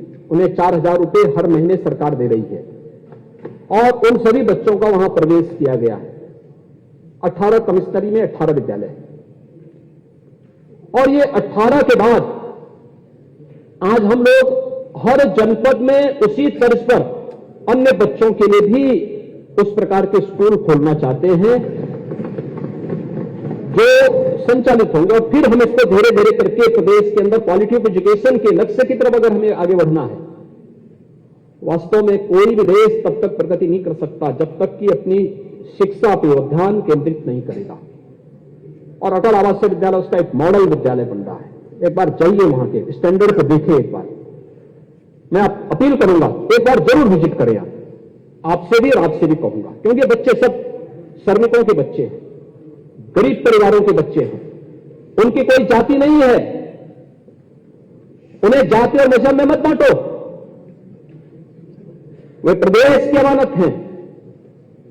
और उन बच्चों को लेकर के अगर आप एक बार थोड़ी भी वहां ध्यान देंगे, मुझे लगता है कि प्रदेश के अंदर इसको आगे बढ़ाने में, क्योंकि इस वर्ष अभी इसी वित्तीय वर्ष में हम लोग 57 जनपदों के लिए धनराशि जारी करने जा रहे हैं कि 18 जनपदों के बाद जो शेष जनपद हैं उनमें भी हम इस कार्यक्रम को आगे बढ़ा सकेंगे। और ये अटल आवासीय विद्यालय जिसमें 57 जनपदों में हम मुख्यमंत्री कंपोजिट विद्यालयों की स्थापना के कार्यक्रम को भी आगे बढ़ा रहे हैं, और प्रदेश के अंदर लगभग हर विकासखंड आच्छादित होने जा रहा है पीएम श्री विद्यालय के रूप में। इससे भी अगर आप देखेंगे तो शिक्षा के क्षेत्र में व्यापक क्रांतिकारी परिवर्तन आने जा रहा है। इसके अलावा प्रदेश के अंदर अन्य कार्यक्रमों के साथ साथ मुझे बताते हुए प्रसन्नता है कि जगतगुरु रामभद्राचार्य दिव्यांग विश्वविद्यालय को हम लोगों ने राज्य विश्वविद्यालय के रूप में मान्यता दी है। और प्रदेश के अंदर अन्य जो कार्य हुए हैं, इसमें जो हम लोगों ने प्रदेश के अंदर नौकरी और रोजगार की लगभग 6-6.5 वर्ष के अंदर लगभग 6 लाख यूथ को सरकारी नौकरी देने में हमने सफलता प्राप्त की। प्रदेश के अंदर हम लोगों ने एमएसएमई सेक्टर को सुदृढ़ करने का जो परिणाम हमारे सामने आया है वो किसी से छुपा हुआ नहीं है। कोरोना कालखंड में 40 लाख कामगार और श्रमिक यूपी में आया था। तो 40 लाख श्रमिक और कामगार के लिए प्रदेश के अंदर रोजगार की व्यवस्था कहां से होगी? एमएसएमई यूनिट ने उन्हें काम दिया। ढेर सारे लोगों ने अपने अपने जहां समायोजित हो सकते थे, और आज वे सभी वहां पे काम कर रहे हैं। ये उदाहरण है, जिन राज्यों से कामगार और श्रमिक आए उन राज्यों की इकोनॉमी पे असर पड़ा, लेकिन उत्तर प्रदेश में आए, उत्तर प्रदेश की इकोनॉमी में उतनी बढ़ोतरी भी हुई। हर व्यक्ति हमारे लिए बहुमूल्य है, उसका कंट्रीब्यूशन है उत्तर प्रदेश के लिए, वो काम कर रहा है। आज भी मैं उत्तरकाशी में जो हमारे श्रमिक बंधु टनल दुर्घटना में वहां फंस गए थे, हम सब आभारी हैं। और मैं अध्यक्ष जी आपसे निवेदन करूंगा कि सदन की तरफ से आदरणीय प्रधानमंत्री जी और भारत सरकार को और इस पूरे रेस्क्यू ऑपरेशन में लगे हुए इस पूरी टीम को आभार व्यक्त करना चाहिए, धन्यवाद प्रस्ताव भेजना जाना चाहिए, सदन की तरफ से जाना चाहिए। कि जिस तत्परता के साथ रेस्क्यू ऑपरेशन, अब तक ढेर सारे ऐसे मामले घटित हुए हैं, लेकिन आपदा थी, लेकिन उस आपदा में रेस्क्यू कार्य किस धैर्य के साथ होना चाहिए, अपने अपने यह रेस्क्यू अपने अपने एक उदाहरण है। और उसमें से 8 लोग यूपी के थे। आज मैंने उनसे संवाद किया। 12 को घटना वहां घटित होती है, 13 को उत्तर प्रदेश शासन का एक प्रतिनिधि वहां मौजूद हो जाता है और लगातार वह संवाद करता है वहां के उत्तराखंड और भारत सरकार के अधिकारियों के साथ साथ कंपनी से जुड़े हुए लोगों के साथ में। वहीं पे वो कैंप करते रहे हैं और आज वे सभी श्रमिक वापस आए हैं, जिनमें 6 श्रावस्ती के, एक लखीमपुर खीरी के और एक मिर्जापुर के, ये 8 लोग हैं। उसमें से उत्तर प्रदेश के मिर्जापुर के जो एक नौजवान है, जो एक इंजीनियर के रूप में वहां काम कर रहा था, जो टनल के अंदर फंसा हुआ था, उनकी वहां पे उन लोगों के संबल को बांधने में प्रधानमंत्री जी के संदेश को, वहां के माननीय मुख्यमंत्री जी के संदेश को और अन्य अधिकारियों के संदेश को उन लोगों तक पहुंचाना, टनल के अंदर रहते हुए भी सामान्य दिनचर्या उनकी बाधित न हो, लोगों का मनोबल न टूटे, इसके लिए वे लगातार वहां काम करते रहे। यानी वहां उन्होंने योग की क्लास भी चलाई। यानी अभिनंदन किया जाना चाहिए और इसीलिए मैंने मुख्यमंत्री आवास पे उन्हें बुलाया आज और बुला करके उनका मैंने अभिनंदन किया और मैंने उनका इस बात के लिए आश्वस्त किया है कि गठबंधन की सरकार है, बिना भेदभाव के कार्य करती है और इन सभी श्रमिकों के हितों के लिए पहले ही सरकार संवेदनशील है और आगे भी सरकार उसी संवेदनशीलता के साथ कार्य करेगी और उसी के साथ आज हम लोगों ने वहां पे उन लोगों के लिए वहां पे काम किया। महोदय, प्रदेश के अंदर स्वामी विवेकानंद युवा सशक्तिकरण योजना के अंतर्गत अब तक हम लोग 20 लाख नौजवानों को टैबलेट और स्मार्टफोन दे चुके हैं और 2 करोड़ युवाओं को हम इस लक्ष्य की तरफ लेकर के जाने का कार्य हम लोगों ने विभाग में उसमें बजट की भी व्यवस्था पहले से कर रखी है। 50 इंक्यूबेटर और 7,200 स्टार्टअप वर्तमान में प्रदेश के अंदर संचालित हो रहे हैं। मुख्यमंत्री इंटर्नशिप स्कीम के अंतर्गत प्रदेश में 1 लाख से अधिक युवाओं को अब तक हम लोगों ने विभिन्न उद्योगों में अप्रेंटिसशिप स्कीम के तहत जोड़ा है, जिसमें से मानदेय राज्य सरकार भी कुछ देगी, उद्यम भी देंगे और युवाओं के पास एक एक्सपीरियंस सर्टिफिकेट होगा। जब वह कहीं नौकरी के लिए जाएगा तो उसके पास होगा, लेकिन उस दौरान राज्य सरकार का प्रोत्साहन भी उसके साथ में होगा। इस कार्यक्रम को भी हम लोगों ने जोड़ा है और प्रदेश के अंदर अन्य क्षेत्रों में भी नए रिफॉर्म किए जा रहे हैं, चाहे वह 150 जो हमारे गवर्नमेंट ITI है, टाटा ट्रस्ट के साथ मिलकर के न्यू एज कोर्सेज उसमें हम दे रहे हैं, सर्टिफिकेट कोर्सेज हम उनके साथ चलाने की कार्रवाई को कर रहे हैं, या फिर अन्य संस्थान इस दिशा में आगे बढ़ाने की कार्रवाई। प्रदेश में एक नई खेल नीति भी आई है, राज्य खेल प्राधिकरण की स्थापना की कार्रवाई को भी हमने तेजी के साथ आगे बढ़ाया है। और महोदय, आपने एशियन गेम्स में देखा होगा, एक लड़की गोल्ड मेडल जीती और जब उनसे पूछा मीडिया ने कि आप तो पीछे उससे चीन की खिलाड़ी से पीछे चल रही थी, उन्होंने कहा नहीं वो चल रही थी, लेकिन मुझे लगा जैसे ही मुझे लगा कि मैं तो पिछड़ गई हूं तो मुझे उत्तर प्रदेश पुलिस की डिप्टी SP का पद याद आ गया और मैंने छलांग लगाई, चीन का खिलाड़ी पिछड़ गया और मैं आगे आ गई, गोल्ड मेडल प्राप्त की उपल का। पारुल चौधरी महोदय, हम लोग उन सभी खिलाड़ियों का अभिनंदन का कार्यक्रम करने जा रहे हैं। हाँ, सभी का वहां स्टेडियम दे रहे हैं हम लोग। ओ क्रिकेटर, मुझे मानो आप तो आज बोल रहे हैं, आप आज यहां बोल रहे हैं, हमारी टीम वहां विजिट करके आ गई है।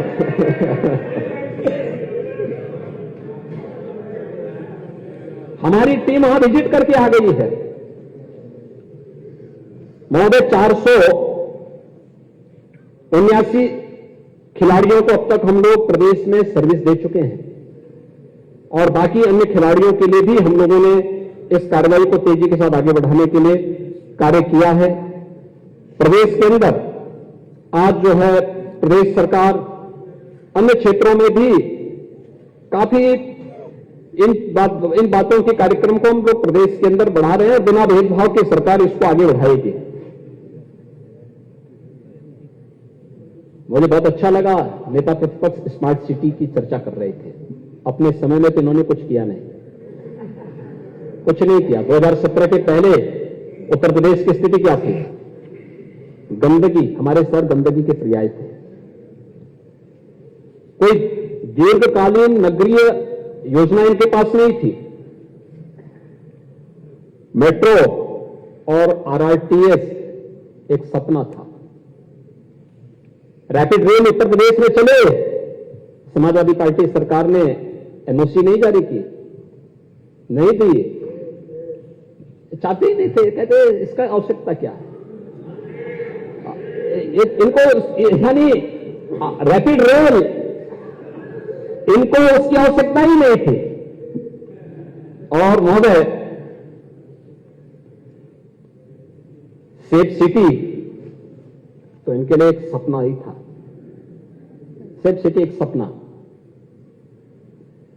महोदय, आज मुझे बताते हुए प्रसन्नता है, स्मार्ट सिटी में उत्तर प्रदेश के शहर भी आज देश की रैंकिंग में स्थान बनाते हैं, स्वच्छता की रैंकिंग में स्थान बनाते हैं।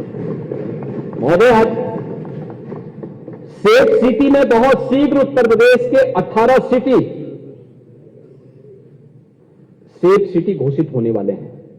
और इसमें गृह विभाग, नगर विकास विभाग, हमारे प्राधिकरण के साथ साथ निजी क्षेत्र की भी भूमिका है। वे भी इस दिशा में कार्य कर रहे हैं। अयोध्या, मथुरा, वृंदावन, शाहजहांपुर,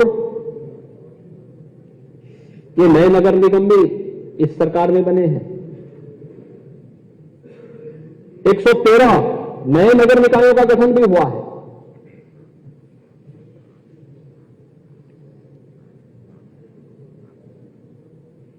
महोदय, 10 स्मार्ट सिटी में integrated command and control centre ये क्रियाशील हो चुके हैं। शेष 8 में वह तेजी के साथ बन गए हैं और हम बहुत शीघ्र इन कार्यक्रमों को आगे बढ़ाएंगे।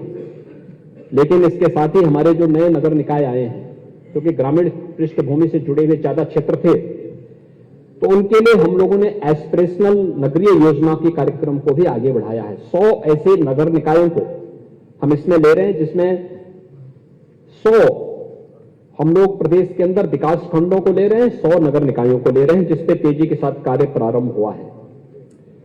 महोदय, इसके साथ ही प्रदेश के अंदर नगरीय परिवहन में तो पहले ही बोल लेते हैं कि यानी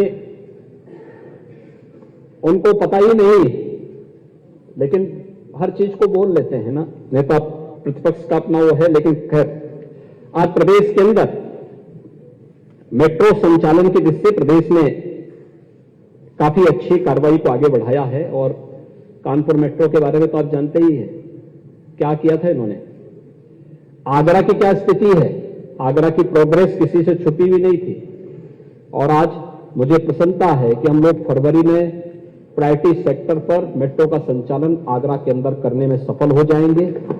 और इसी प्रकार से कानपुर के अंदर भी जो सेकंड फेज का कार्य है, उसको भी हम लोग वहां पे उस कार्य को भी हम आगे बढ़ाने में सफल होंगे। महोदय, इसके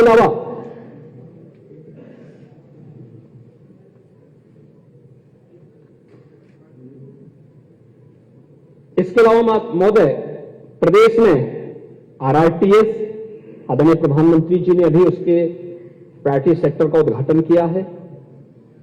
और बहुत शीघ्र दिल्ली मेरठ के बीच में रैपिड रेल का संचालन होगा, जो देश की पहली रैपिड रेल होगी। यह भी देश के अंदर पहली इस प्रकार की सुविधा प्राप्त होगी। प्रदेश के अंदर आज 14 शहरों में हम लोग इलेक्ट्रिक बस सेवा उपलब्ध करवा रहे हैं और बड़ी डिमांड है। तेजी के साथ इस मॉडल को हम आगे विकसित करने जा रहे हैं। नए इलेक्ट्रिक वाहन के एक नई पॉलिसी के साथ हम लोग आए हैं और हमारा प्रयास है कि इस सीजन में हम अक्सर देखते हैं कि यहां सदन में भी पहले दिन इस बात की चर्चा हुई थी। एयर क्वालिटी इंडेक्स में ये देश के अंदर, दुनिया के अंदर एक चिंता का विषय है, लेकिन इसको कंट्रोल करने के लिए क्या प्रयास होने चाहिए? पब्लिक ट्रांसपोर्ट की आधुनिक सुविधाएं तो विकसित हो, लेकिन साथ साथ हमारे भी अपने क्या प्रयास होने चाहिए। और इसी को ध्यान में रख करके हम लोगों ने अपनी इलेक्ट्रिक व्हीकल की नई जो पॉलिसी है, इस पॉलिसी में 1 लाख से अधिक ऐसे वाहनों को, जो स्कूल बसेज हैं, ट्रांसपोर्ट से जुड़ी हुई ऐसी बसेज हैं जो जिनके कारण पॉल्यूशन ज्यादा होता है, उस दिशा में हम लोग आगे बढ़ाने का कार्य कर रहे हैं। मध्य प्रदेश के अंदर पीएम स्वामित्व योजना में अब तक हम लोग 60 लाख से अधिक परिवारों को, जहां पे उसका मकान है वहीं पे हम लोगों ने उन्हें स्वामित्व भी दिया है उस मकान का, यानी उस भूमि का मालिकाना का अधिकार भी उन्हें उपलब्ध करवाया गया है। 1.25 करोड़ ऐसे परिवार थे जिनके पास जहां उनका मकान था वहां पे उनका मालिकाना अधिकार उनको नहीं प्राप्त था, और हमारा प्रयास है कि दिसंबर 2023 तक इन सभी 1.25 करोड़ परिवारों को, जहां पे उनकी झोपड़ी, उनका मकान होगा, पुश्तैनी मकान रहा होगा, वहां का पीएम स्वामित्व योजना के अंतर्गत वहां का मालिकाना अधिकार हम उनको उपलब्ध करवाने का कार्य करेंगे। सारे सर्वे के कार्य हमारे पूरे हो चुके हैं, तेजी के साथ इसको हम आगे बढ़ाने का कार्य कर रहे हैं। नेता विरोधी दल अक्सर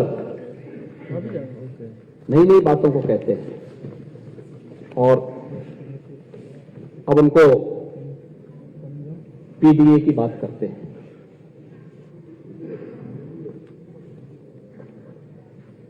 प्रदेश के अंदर जो मुसहर थे, क्या पीडीए का पार्ट है कि नहीं है? हाँ, वही मैं पूछना चाहता हूं। मुसहर उनको नहीं मालूम होगा, विरोधी दल को नहीं मालूम होगा, थोड़ा बताया करो भाई। मुसहर नहीं मालूम होगा, थारू भी नहीं होगा पता,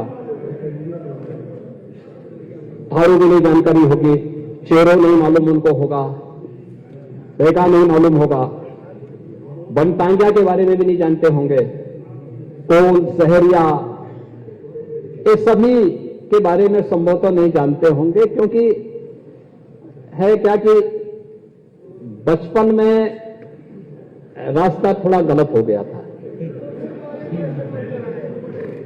काका ने जो है रास्ता सही नहीं दिखाया। नहीं, मैं वही कह रहा हूं ना, चाचा आज इसका फल भोग रहे हैं। अगर सही रास्ता दिखा देते तो संभवतः आपको ये सजा नहीं देते आज। और इसीलिए पहली बार महोदय मुसहर, बनटांगिया, थारू, चेरो, कोल, सहरिया, ये जितनी भी जनजातियां हैं, अंतिम पायदान पर बैठे हुए लोग थे, कोई नहीं पूछता था, हैंड टू माउथ थे। इनको जमीन का पट्टा, इनके लिए आवास, जहां आवश्यकता पड़ी वहां पे आवास की सुविधा उनको उपलब्ध करवाने का कार्य तेजी के साथ किया गया। उन बच्चों को स्कूल भेजा गया, उनके लिए राशन कार्ड बनाए गए, वहां तक बिजली पहुंचाई गई। आप देख रहे होंगे कोरोना जैसी महामारी का सामना करते हुए भी आज उत्तर प्रदेश के अंदर, मैं इस बात को दावे के साथ कह सकता हूं, कोई भूखों नहीं मर सकता, क्योंकि प्रदेश सरकार और केंद्र सरकार दोनों संवेदनशील सरकारें हैं और दोनों बिना भेदभाव के शासन की योजनाओं को उन गरीबों तक पहुंचाने का काम कर रहे हैं। क्योंकि हमारे लिए सबसे बड़ी जाति, जो प्रधानमंत्री जी ने कही है, सबसे बड़ी जाति गरीब है, सबसे बड़ी जाति गरीब है। उस गरीब को न्याय दिलाना ये सरकार का काम है, और सरकार ने उसको आवास की सुविधा भी दी है। उसके जीवन में परिवर्तन लाने का कार्य आज सरकार कर रही है, और आज उनको जो सरकार के द्वारा प्रदत्त सुविधाएं हैं, यह भी आज राज्य सरकार के स्तर पर उन्हें उपलब्ध कराने का कार्य किया जा रहा है। प्रदेश के अंदर अन्य योजनाओं में भी राज्य सरकार ने तेजी के साथ काम किया है। खासतौर पर प्रधानमंत्री ग्रामीण सड़क योजना में 4000 किलोमीटर से अधिक की सड़कों का निर्माण, 9290 के आसपास अमृत सरोवरों का निर्माण, लुप्त प्राय नदियों के पुनरुद्धार का कार्य हो, या फिर प्रदेश के अंदर महिला स्वयंसेवी समूहों के माध्यम से लाखों महिलाओं के तो रोजगार और नौकरी के साथ जोड़ने का कार्य हो, या फिर नई तकनीक के माध्यम से प्रदेश की कायाकल्प को करने के, ये सभी सेक्टर में प्रदेश सरकार ने तेजी के साथ अपने कार्यक्रम को आगे बढ़ाया है। महोदय, कृषि उत्पादन में भी अगर आप देखेंगे, सत्र के पहले पीएम किसान सम्मान निधि नहीं थी। आज 2,61,00,000 हमारे अन्नदाता किसान ऐसे हैं जिन्हें प्रधानमंत्री किसान सम्मान निधि में हर वर्ष 6,000 रुपए उनके अकाउंट में आ जा रहे हैं। अब तक उत्तर प्रदेश में 59,139 करोड़ सीधे अन्नदाता किसानों के खाते में जा चुके हैं। अन्नदाता किसान के अकाउंट में पैसा गया है। बाण सागर की परियोजना हो, अर्जुन सहायक हो, सरयू नहर की परियोजना हो, ये सभी पूरी करते हुए अन्नदाता किसानों को उसका लाभ उपलब्ध कराया जा रहा है। 12 से 17 के बीच जो बड़े किसान इतनी सी बात कर रहे थे,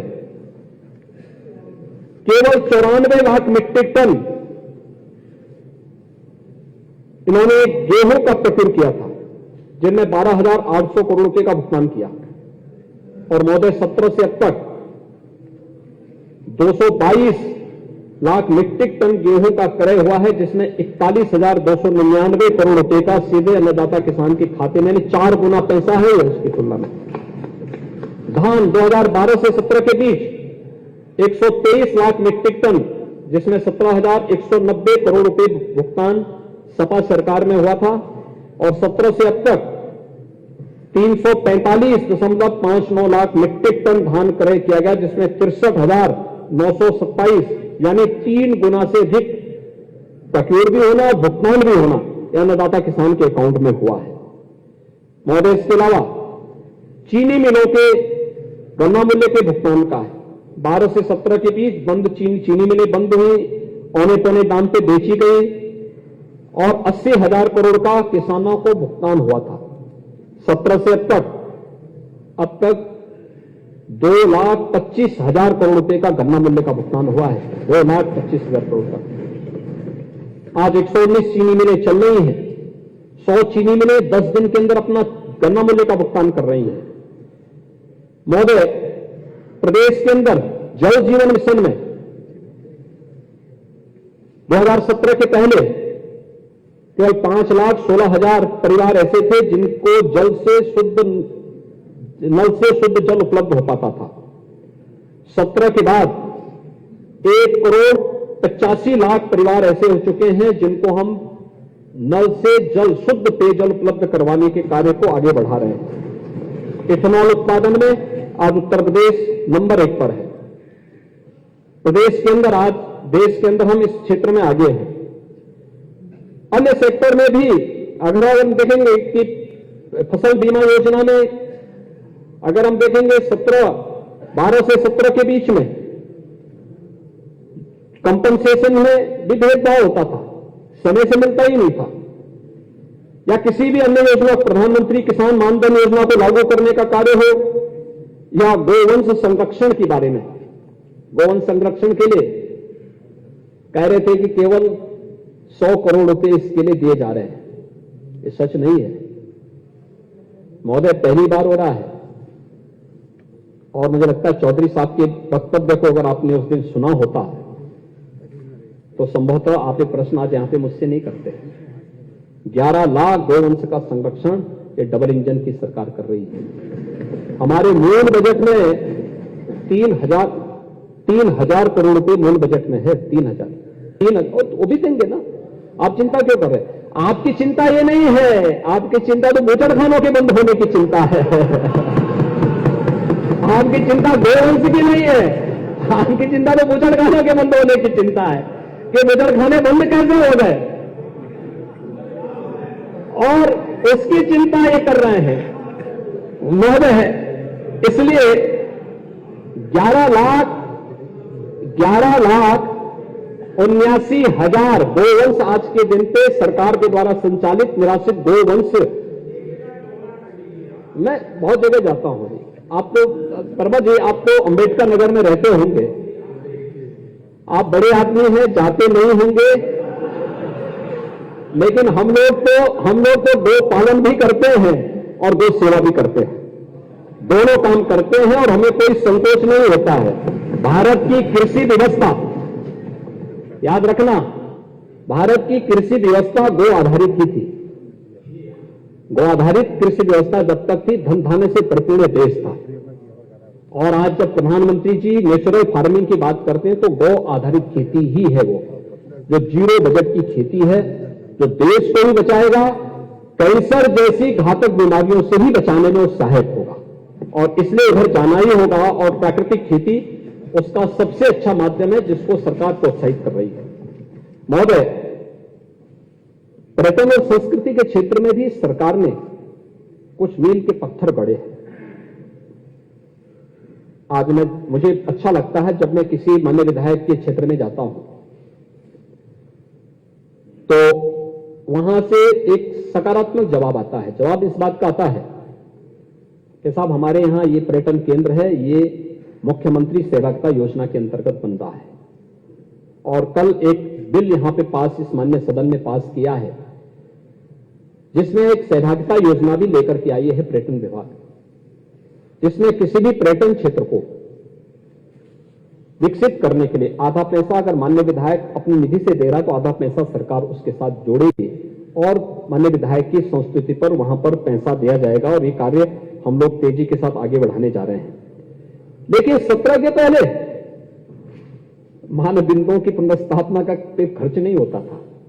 17 के पहले विरासत के प्रति सम्मान का भाव ये नहीं था, उनको विरासत की चिंता नहीं थी। 17 के पहले चिंता थी कब्रिस्तान की। 17 के पहले चिंता किसी अच्छे पर्यटन केंद्र के रूप में किसी चीज को विकसित कर सके उसके बारे में चिंता हो, ये नहीं थी। आज महोदय, मुझे बताते हुए प्रसन्नता है कि उत्तर प्रदेश 17 के पहले डोमेस्टिक इंटरनेशनल टूरिज्म में काफी पीछे था। असुरक्षा ढंगों के कारण कोई आना भी नहीं चाहता था। आज मुझे बताते हुए प्रसन्नता है, सारे आंकड़ों को तोड़ते हुए उत्तर प्रदेश नंबर 1 पर पहुंच चुका है।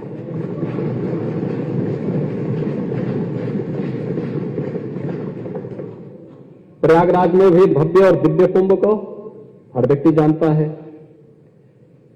तीर्थ विकास परिषदों का गठन करके हम उन तीर्थों के उनके भव्य स्वरूप को, उनके आध्यात्मिक और सांस्कृतिक वैभव को संरक्षित करते हुए उसको विकसित करने का कार्य भी कर रहे हैं।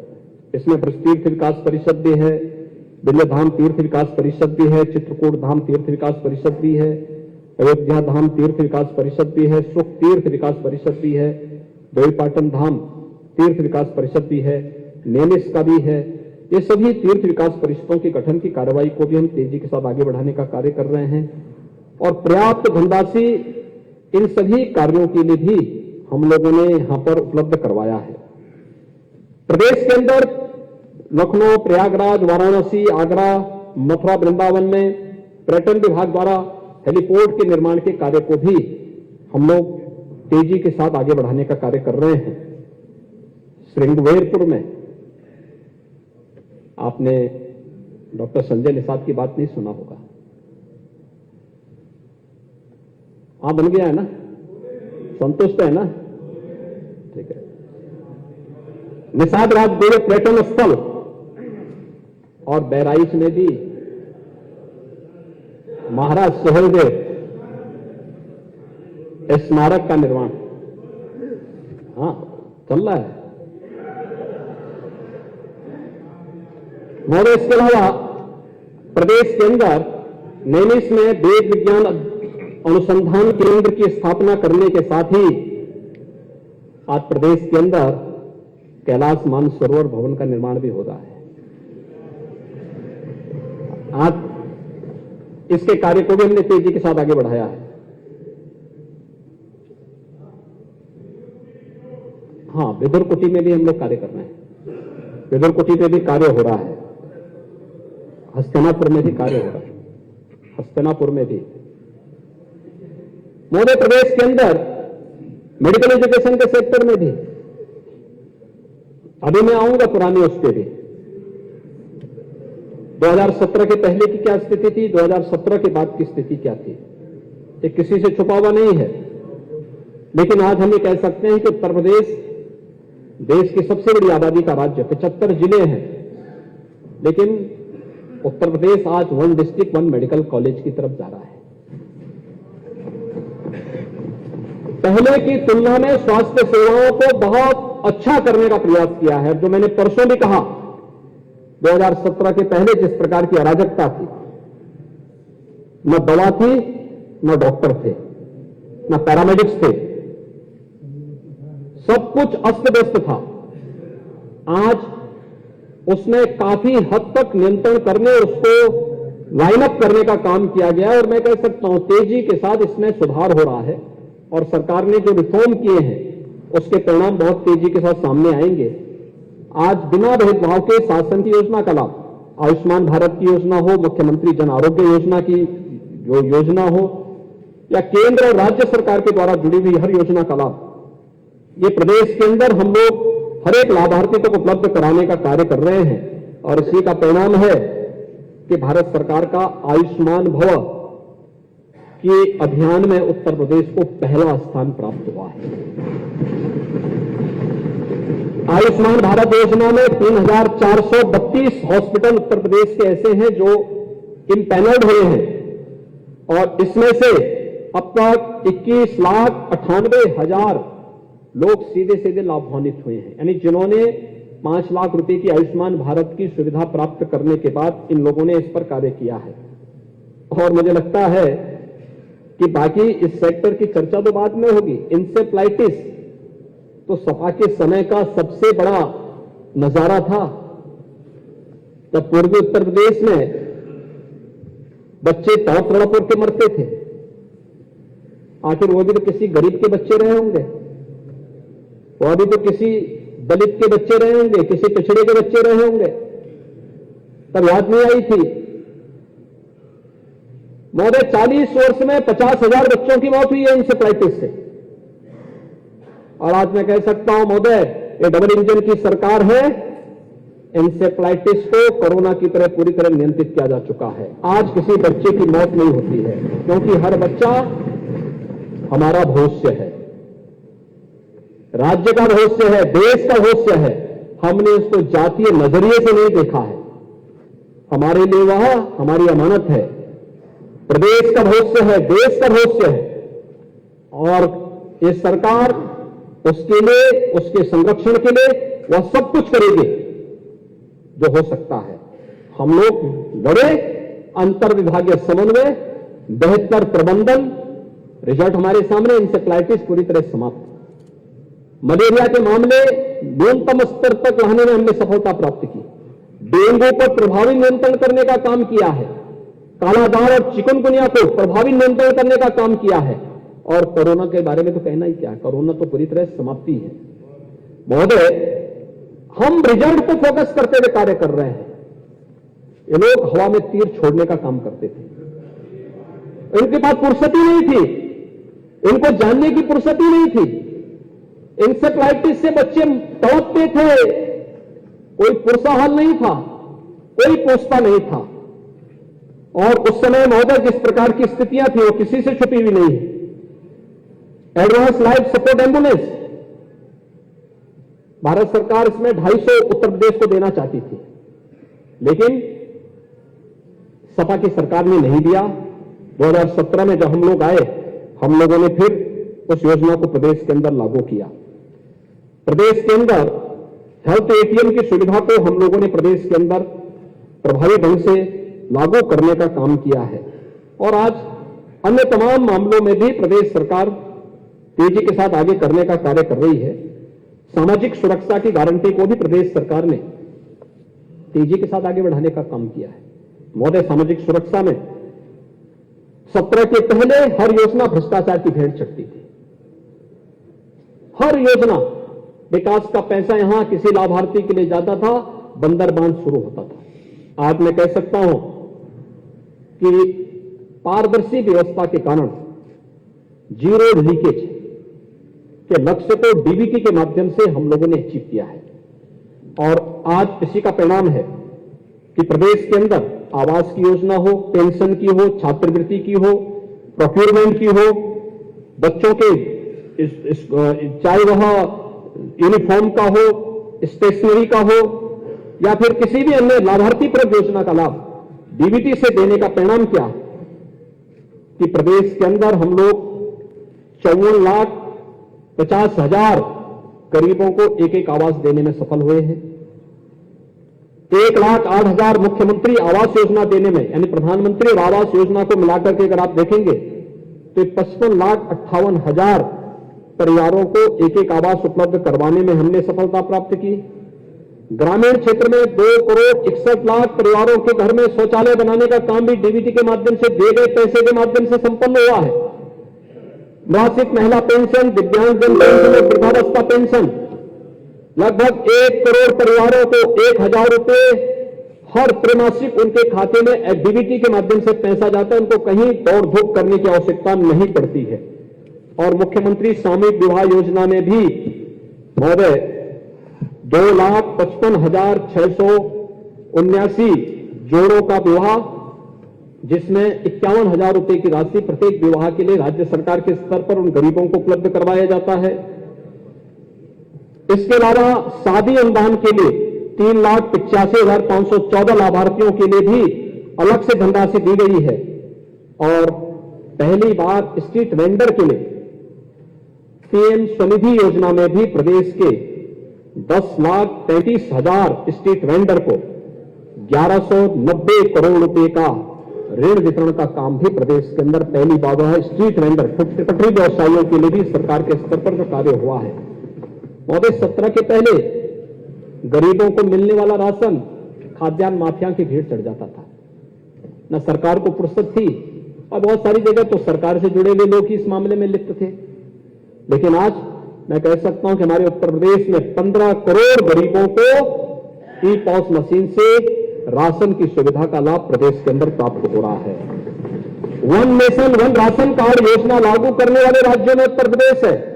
अगर उत्तर प्रदेश का कोई कामगार किसी भी जिले का है, अगर वह इस जिले का है, किसी एक जिले का है, और वह उत्तर प्रदेश के बाहर किसी अन्य राज्य में गया है, तो उत्तर प्रदेश के राशन कार्ड से वहां भी वह राशन ले सकता है। One district one ration card, one nation one ration card के लिए भी हम लोगों ने प्रदेश के अंदर राशन कार्ड को दिया है। और साथ साथ उचित दर की जो हमारी दुकानें हैं, इनको कॉमन सर्विस सेंटर के रूप में विकसित करने की कार्रवाई को हम लोगों ने आगे किया है। सरकार जो कहती है वो करके दिखाती है। 1,75,00,000 उज्ज्वला योजना के लाभार्थी, जिनको प्रधानमंत्री जी ने फ्री में उज्ज्वला योजना के सिलेंडर दिए थे, तो लोग पिटवाते थे, उन गरीबों को लाठी मारते थे। त्योहार फीका हो जाता था, पहले थे दंगे, और उसमें भी अगर कुछ बच गया तो ये लोग पिटवाते थे। मुझे प्रसन्नता है, हमने कहा था ना कि दीपावली और होली में फ्री सिलेंडर देंगे, सिलेंडर मिल गया है। एक सिलेंडर का पैसा दे दिया है, होली का भी चले चला, सभी लोग ले लें, उसमें कहीं कोई समस्या नहीं। महोदय, इसके साथ ही प्रदेश के अंदर हम लोगों ने अन्य योजनाओं के साथ साथ मुख्यमंत्री कन्या सुमंगला योजना में बेटी के जन्म लेने से लेकर, बेटी 1 वर्ष की होगी, बेटी पहली क्लास में जाएगी, बेटी छठी क्लास में जाएगी, बेटी 9वीं क्लास में जाएगी, क्रमिक रूप से जन्म लेने से लेकर के शादी विवाह के योग्य होने तक राज्य सरकार ने उसके लिए एक पैकेज की घोषणा की है। अब तक इसमें 17,53,000 बेटियां लाभान्वित हो चुकी हैं। और प्रदेश के अंदर बाल सेवा योजना, कोरोना कालखंड में या अन्य समय में अगर किसी बच्चे ने अपने लीगल अभिभावक को खोया है, ऐसे 13,280 बच्चों को 4,000 रुपए महीने हम स्कॉलरशिप अलग से दे रहे हैं उनके भरण पोषण के लिए, जिससे वह आगे बढ़ सके। इसके साथ ही मुख्यमंत्री बाल सेवा योजना सामान्य के अंतर्गत जो उससे पहले किसी अन्य कालखंड में जो बच्चे निराश्रित हुए हैं, स्कूल पढ़ते हैं, 16,207 ऐसे बच्चों के लिए भी हम लोगों ने व्यवस्था की है। महोदय, प्रदेश के अंदर अन्य योजनाओं में बैंकिंग कॉरस्पॉन्डेंट सखी, बैंकिंग एट योर डोर, इस कार्यक्रम को हम राज्य उत्तर प्रदेश लागू करने वाला पहला राज्य है। तो प्रदेश के अंदर अन्य कार्यक्रमों को भी प्रभावी ढंग से लागू करने के लिए राज्य सरकार ने अपने कार्यक्रम को पिछले 6-6.5 वर्ष के अंदर बहुत अच्छे ढंग से आगे बढ़ाया है। और इसीलिए अनुपूरक बजट में जो हम लोगों ने नई मदों के लिए धनराशि उपलब्ध कराने के लिए यह अनुपूरक बजट की आवश्यकता पड़ी थी। और उन अनुपूरक बजट के लिए हम लोग जिन 100 योजनाओं के लिए हम लोगों ने पैसे की व्यवस्था, इसमें state capital region development authority यानी रीजनल डेवलपमेंट अथॉरिटी के गठन के लिए भी हम लोगों ने धनराशि इस अनुपूरक बजट में प्रावधान किया है। हम लोग कमिश्नरी स्तर पर सभी प्रकार के मंडलीय कार्यालयों को एक छत के नीचे, एक बिल्डिंग के नीचे लाने के लिए अभियान के साथ शुरुआत कर रहे हैं, जिससे एक छत के नीचे किसी भी लाभार्थी को सभी योजनाओं का लाभ प्राप्त हो सके। इसकी शुरुआत वाराणसी और गोरखपुर से हम लोग करने जा रहे हैं। सभी 75 जनपदों के लिए भी हम लोगों ने एक व्यवस्था, एक सिस्टम को क्रिएट करने की कार्रवाई को हम करने जा रहे हैं। इसके अलावा 17 नगरीय क्षेत्रों और नोएडा और मऊ में सिस्टम स्ट्रेंथनिंग के कार्यों के लिए भी धनराशि का प्रावधान इसमें किया गया है।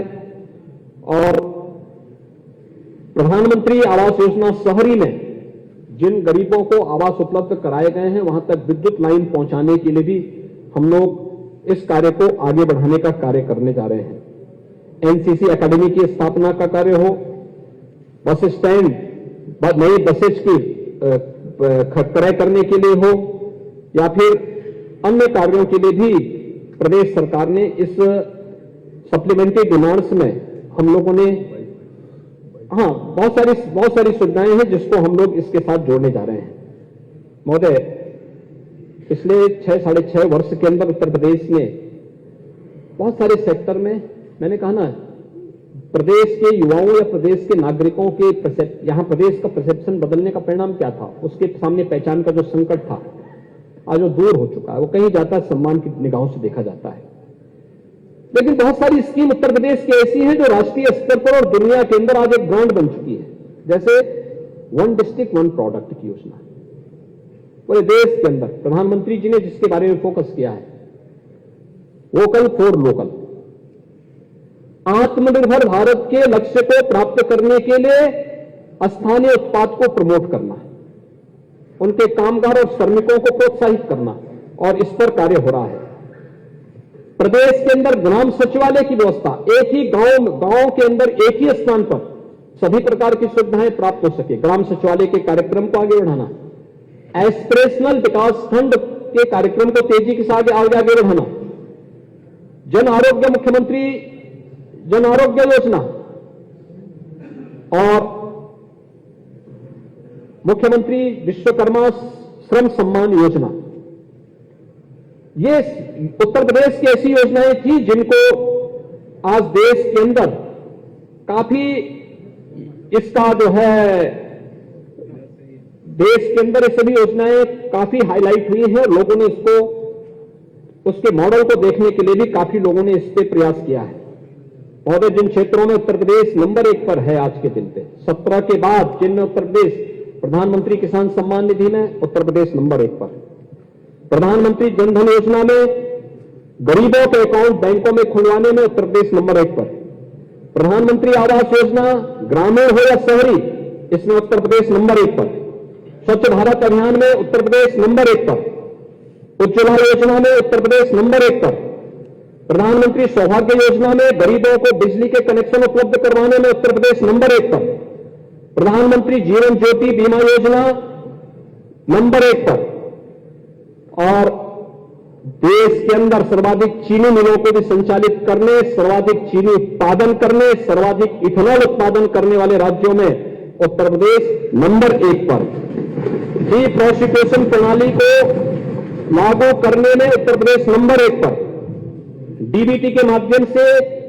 प्रदेश के लोगों को, अन्नदाता किसानों को सर्वाधिक लाभ देने वालों में उत्तर प्रदेश नंबर 1 पर, अटल पेंशन योजना के क्रियान्वयन में नंबर 1 पर, वन डिस्ट्रिक्ट वन प्रोडक्ट योजना, one district one medical college की योजना, आयुष्मान भव अभियान, ये सभी राज्य सरकार की वे योजनाएं हैं जिसमें उत्तर प्रदेश आज नंबर 1 पर है और भारत का पहला राज्य है जो रैपिड रेल अपने यहां संचालित करने में सफल हुआ है, उत्तर प्रदेश है। देश का पहला इनलैंड वाटरवे उत्तर प्रदेश में, भारत का पहला फ्रेट विलेज ये भी वाराणसी में उत्तर प्रदेश में बन रहा है। सर्वाधिक एक्सप्रेस वे वाला राज्य भी आज उत्तर प्रदेश है। ईज ऑफ डूइंग बिजनेस में अचीवर स्टेट के रूप में उत्तर प्रदेश है। और महोदय, सर्वाधिक वृक्षारोपण करने वाला राज्य भी उत्तर प्रदेश है। जेम पोर्टल में जो टॉप बायर के रूप में कोई है तो वह भी उत्तर प्रदेश है। ई प्रोक्यूरमेंट में प्रथम स्थान, बेस्ट परफॉर्मिंग स्टेट का पुरस्कार भी उत्तर प्रदेश को है। ई टेंडरिंग प्रणाली को 100% लागू करने वाला राज्य भी उत्तर प्रदेश में है। सर्वाधिक कृषि क्षेत्र में प्राकृतिक खेती करने वाला राज्य भी उत्तर प्रदेश है। नेचुरल फार्मिंग, यही गोवंश की रक्षा करेगा।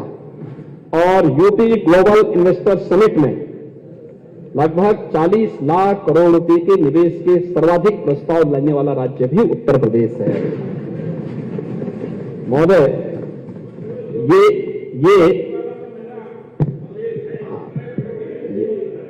महोदय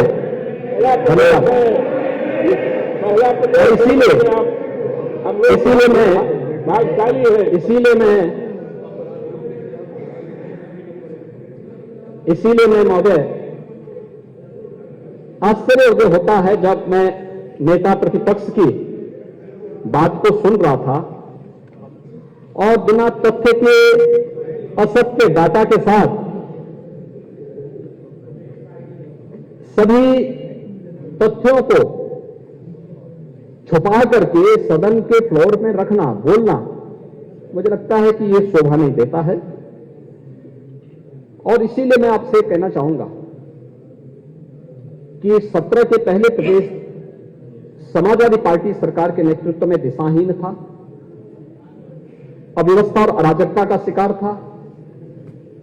प्रदेश के बारे में लोगों की नकारात्मक धारणा थी। लेकिन 17 के बाद जो परसेप्शन चेंज हुआ है वह प्रधानमंत्री जी के विजन और उनकी लीडरशिप का परिणाम है कि आज प्रदेश सर्वांगीण विकास के लक्ष्य को प्राप्त करते हुए $1 ट्रिलियन की इकोनॉमी बनने की दिशा में तेजी के साथ अग्रसर हुआ है। और मुझे लगता है हर उत्तर प्रदेशवासी को इस पर प्रसन्नता होनी चाहिए। लेकिन जाति के नाम पर प्रदेश में परिवारवाद की अराजकता पैदा करने वाले लोग, इनकी अव्यवस्था और अराजकता से कोई व्यक्ति छुपा हुआ नहीं है। और इसीलिए मैं उनसे कहना चाहता हूं, सरदेव अटल जी ने एक बात कही थी, मुझे लगता है कि अटल जी का सम्मान सभी लोग करते हैं, और उन्होंने एक बात कही थी कि आदमी न ऊंचा होता है न नीचा होता है, न बड़ा होता है न छोटा होता है, आदमी सिर्फ आदमी होता है। और मुझे लगता है ये समझ अगर आपके पास हो गई होती ना तो जनता आपको वहां नहीं बिठाती।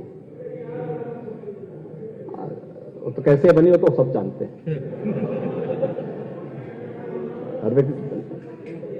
और इसीलिए मैं यही पूछना चाहता हूं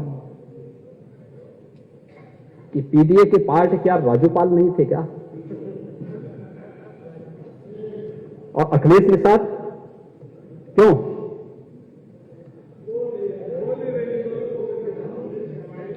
$300 का मंदिर भी बना दिया। आप तो मुक्त हो गए ना।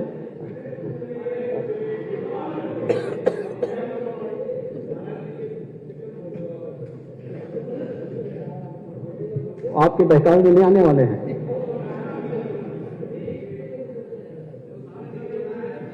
और महोदय, यानी उमेश पाल क्या पीडीए के पास नहीं थे क्या? मुझे एक बात बताइए, माननीय कांसीराम के नाम पर बने हुए संस्थान का नाम क्यों बदल दिया गया? बाबा साहब भीमराव अंबेडकर जी के नाम पर जो संस्थान थे उनके नाम क्यों बदल दिए गए? सामाजिक न्याय के उन पुरोधाओं जिन्होंने अपना पूरा जीवन समर्पित किया था, उन महापुरुषों के नाम पर बने हुए स्मारक किसी भी सरकार ने बनाए हो, उन स्मारकों को तोड़ने की बात करने की बात की जाती थी सपा की सरकार के समय।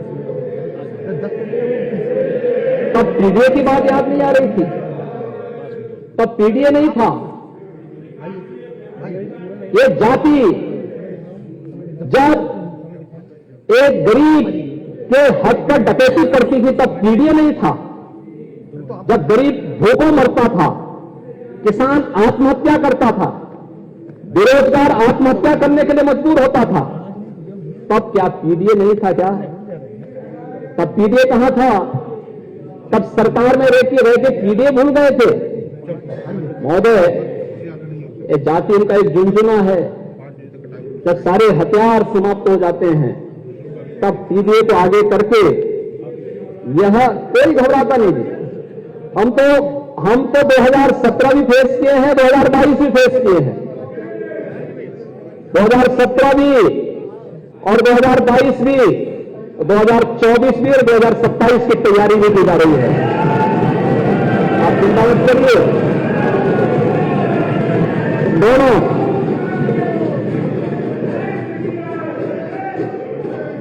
कहीं कोई वो नहीं है, क्योंकि हम लोग इस बात को मानते हैं कि चिराग जिसे आंधियों में पाला है उसे हवा नहीं बुझा सकती है, याद रखना। और इसीलिए दिनकर ने एक बहुत बड़ी बात कही थी, महाकवि दिनकर, उन्होंने एक बात कही थी, मूल जानना बड़ा कठिन है, नदियों का तीरों का, धनुष छोड़कर और गोत्र क्या होता है, रणधीरों का। पाते हैं सम्मान तपोबल से, भूतल पर सूर, जाति जाति का शोर मचाते केवल कायर क्रूर। जब आपके पास कोई मुद्दा नहीं होता है, जब अवसर मिलता था, तब गरीबों की हकों पर डकैती डालते थे, उनकी नौकरियों पर डकैती डालते थे। हर नौकरी भाई भतीजे बात की भेड़ चढ़ जाती थी, भ्रष्टाचार की भेड़ चढ़ जाती थी, इंसेफ्लाइटिस और बीमारियों से बच्चे मरते थे, तब पीडीए याद नहीं आता था। तब माफिया और अपराधियों का संरक्षण करते थे, कहीं राजूपाल की हत्या करवाते थे और कहीं पर किसी अखिलेश निषाद की हत्या करवाते थे। लेकिन भाइयों बहनों, कोई उस समय इनको पूछने वाला नहीं था, कोई पूछने वाला नहीं था उस समय। पीडीए, उन भाइयों और बहनों को कोई पूछने वाला नहीं था। तब पीडीए की याद नहीं आ रही थी, क्योंकि तब तो पीडीए एक, यानी यह मुद्दा एक उस समय भी बहकाने का प्रयास किया था। और महोदय, इसीलिए मैं आज इस सदन के माध्यम से अपने विरोधी पक्ष के माननीय सदस्यों से कहना चाहूंगा कि इनको प्रसन्नता होनी चाहिए, जिस लक्ष्य को लेके सरकार चल रही है, $1 ट्रिलियन की इकोनॉमी हमारा राज्य बने। उत्तर प्रदेश की अर्थव्यवस्था को आप कहां लेके गए थे? आपके समय में उत्तर प्रदेश 6ठी अर्थव्यवस्था थी। आज मुझे बताते हुए प्रसन्नता, उत्तर प्रदेश देश के नंबर 2 की अर्थव्यवस्था है। और जिस स्पीड से उत्तर प्रदेश आज चल रहा है, आप देखेंगे बहुत शीघ्र उत्तर प्रदेश को देश की नंबर 1 अर्थव्यवस्था बनाने में हमें सफलता प्राप्त होगी। आज उत्तर प्रदेश देश की आकांक्षाओं का प्रतीक बना है। उत्तर प्रदेश के बारे में लोगों की धारणा बदली है। उत्तर प्रदेश एक सकारात्मक दृष्टि से आगे बढ़ा है, यहां पे नकारात्मकता के लिए जगह नहीं है। और हमारा विजन आज के दिन पे हम किसी एक नकारात्मक सोच के साथ आगे नहीं बढ़ रहे हैं। हम लोग तो उन लक्ष्यों को लेकर के चल रहे हैं जो प्रदेश की 25 करोड़ जन आकांक्षाओं की पूर्ति कर सके। हमारे लिए जो प्रधानमंत्री जी ने कहा, एक गरीब सबसे बड़ी जाति है, हमारे लिए एक किसान सबसे बड़ी जाति है, हमारे लिए आधी आबादी की सुरक्षा और उनकी आत्मनिर्भरता और महिलाओं की सुरक्षा, उनका संरक्षण, उनकी आत्मनिर्भरता हमारे लिए सबसे बड़ी जाति है।